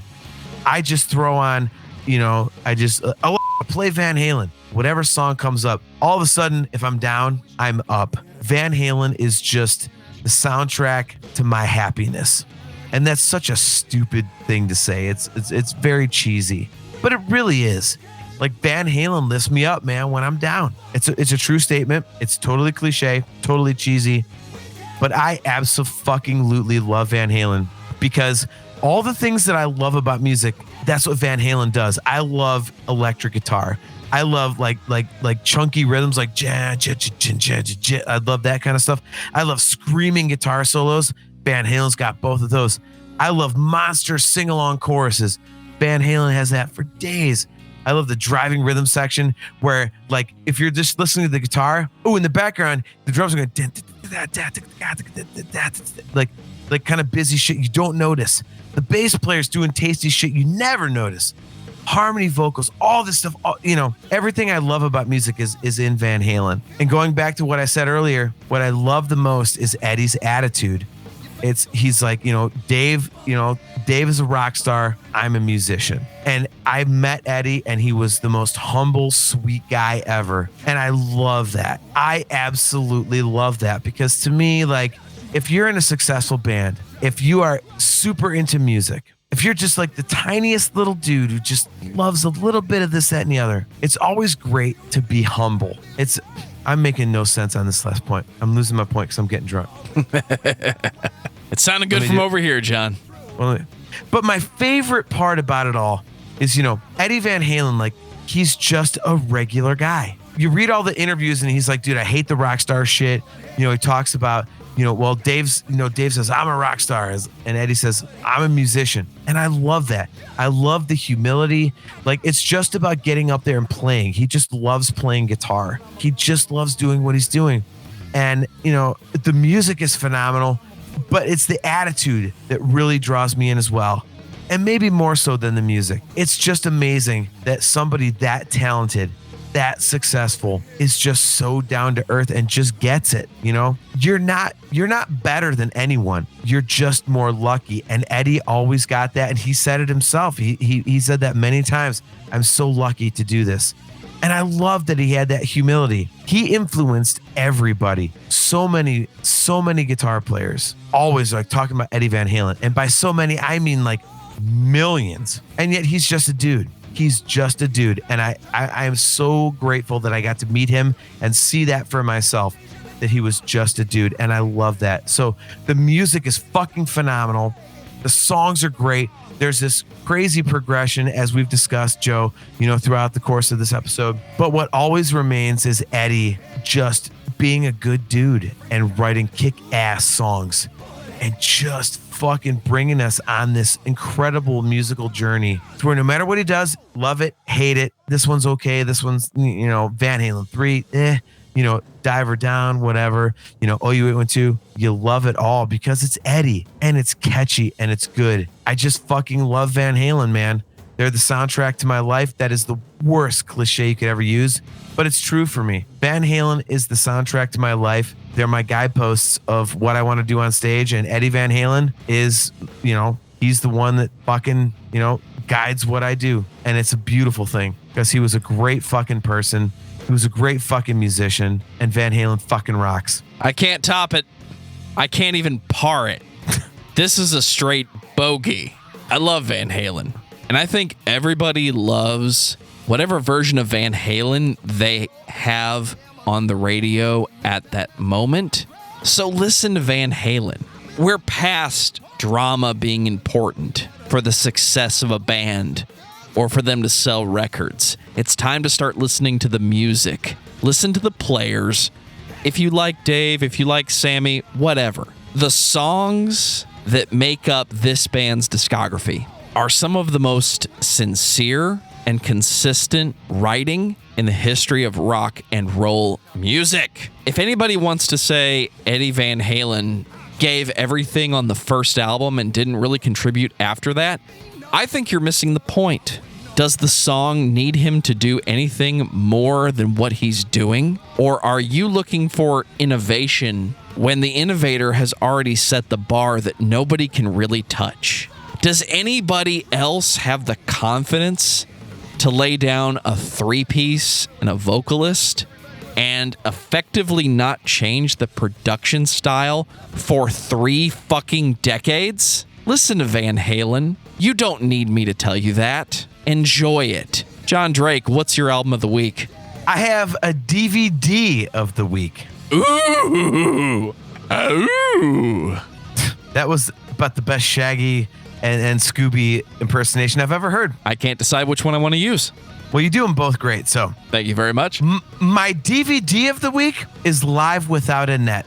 Because if you want to see the heart and soul of Van Halen, right at the crossroads of Dave and Sammy, if you want to see quintessential Eddie Van Halen, Live Without a Net, go buy it, go rent it. You can find it on YouTube, but Live Without a Net. Live Without a Net, dude, it's Live Without a Net. It's motherfucking Eddie Van Halen at his peak. So that's my pick. It's not an album of the week. It's a DVD of the week. This episode of Discography Discussion was recorded on August 20th, 2022. And yesterday, I found out that one of the most influential drummers and one of the best musicians in hard rock, heavy metal, but especially in the Christian metal side of the house, Ted Kirkpatrick passed away. What? Really? No. Really? The Spy Hunter over on our Discord server, discord.discussmetal.com, posted a screenshot from Facebook. It looks like Ted's wife posted on the official Tourniquet page and said that he had passed away. It's unfortunate. I'm shocked, and I'm not sure what to say. I'm never sure what to say in situations like this, especially with it just happening, but I spent the day listening to Vanishing Lessons by Tourniquet, one of my favorite albums of all time, and definitely one of my favorites by that band. And it hit home a little bit when we started talking about Eddie, because it's not that long ago that Eddie left. So I want everybody to listen to music and enjoy it this week, because there are so many talented people that seem to rapidly be leaving us. And it's starting to weigh on my shoulders a bit how much good music there is and how much everybody's still talking about the lead singer drama from 20 years ago. Get over it. Just enjoy the fucking music, guys. Hard to argue that, man. Damn. Jon Drake, we fucking did it. And we were drinking the whole time, so I'm sure we sound a little slurred. But you know what? It wouldn't be a Van Halen episode if we weren't taking our whiskey home. So, you know what? Dude, Van Halen fucking rocks. Discography Discussion fucking rocks. And thank you for having me on again, man. I've always had a blast. Dude, what's it been? Dream Theater, Motley Crue, Guns N' Roses, and Symphony X. And now Van fucking Halen. Did I say Dream Theater twice, by the way? You absolutely did, but I'm going to let you have it because, well, you're co-hosting the show, John. Well, I did that on purpose because I hope that you guys who are listening, if you like Dream Theater, go check out Talking Into Infinity at Dream Theater Podcast. And if you like nerd stuff, go check out the Nerfherder Council. It's a Star Wars-centric podcast, but we do talk about all kinds of nerd stuff. It's a nerd podcast, John. You stopped being about Star Wars and then kept talking about it. I said, dude, why you gotta cut me off, dude? I just did a great segue. I'm just trying to hold you accountable to the things you said about the Nerfherder Council. Dude, Nerfherder Council kicks ass. Yes, it does. I'm fond of my show. I enjoy it, you know? It's me and my little brother, and, you know, he hates being called little brother, but he's in shape. I'm a fat fuck, so I'm allowed to call him little because he can kick my ass, so there we go. Final thoughts on Van Halen, dude. Van Halen fucking rules. Final thoughts on you and Discography Discussion. Thanks for having me on again, brother. Love you very much. And, dude, anybody listening, I hope you guys have had a great time with this because, dude, this is literally like something I've wanted to talk about forever. I've never gotten a chance to talk about Van Halen for hours on end. And here I am. So thank you guys very much. Sign up, you know, support the show, all the Patreon shit, all that good stuff, man. Support. So close your show, brother. I love you too, man. I don't have to now. You just did it for me. That's what happens when you get two podcast hosts together. Who's going to close? It's like we're battling it. Well, I want to tell everybody thank you for listening to this podcast, and make sure you are subscribed at patreon.com/discussmetal. We have some sweet perks, and I want everybody to be on the Discord server. Discord.discussmetal.com will get you there. Everybody is in there chatting all the time. We are talking about metal. We are talking about movies. We're talking about whatever we want to talk about because it's Discord and we can do that. John, I need you and AJ and Steve on the Discord server. I need the Nerfherder Council represented on the Discord server. We are easy to contact. All you got to do is ask. At NHC Podcast. Send an email, dude. Nerfherdercouncil@gmail.com. Or just give us a call because you have our number. But we are there, dude. And on that note, this has been episode 284 of Discography Discussion. Thank you for listening. You can like us on Facebook and follow us on Twitter at DiscussMetal. Subscribe to our podcast everywhere you listen to podcasts, including Spotify, Apple Podcasts, and beer. Stitcher. Visit discussmetal.com for all things Discography Discussion. Can you get through it? I can do it. You couldn't. You couldn't. You failed. Visit discussmetal.com for all things Discography Discussion. And please send questions and comments to danandjoeshow@gmail.com. If you're not a patron, you can become one at patreon.com/discussmetal. We have some sweet perks. Come on, Joe. Give me a break. Tell the people what they want to hear. $1 a month gets you into that exclusive album review feed. Can we just talk about the fact that Live Without a Net, when they're doing it live, and Sammy taps him on the shoulder, and Eddie turns around and goes, and then Sammy adds in the yeah, like that huge scream, like, oh my god, my beer's fucking frozen. What'd you do? Did you make a slushie? That's what I get for putting it in the freezer. That motherfucker's actually ice cold. Now I'm drunk, so. All right. You want to hear an entire discography of music I wrote? Yeah, right. What do you got, motherfucker? Oh, that's right. Yeah. You've got everybody else's music. Like half of Van Halen's discography. You fucking dirty bastard. I didn't say it was bad. I have good things to say about it. Don't worry, John. I'm going to piss you off tonight. Does Van Halen get slower every time they put a record out?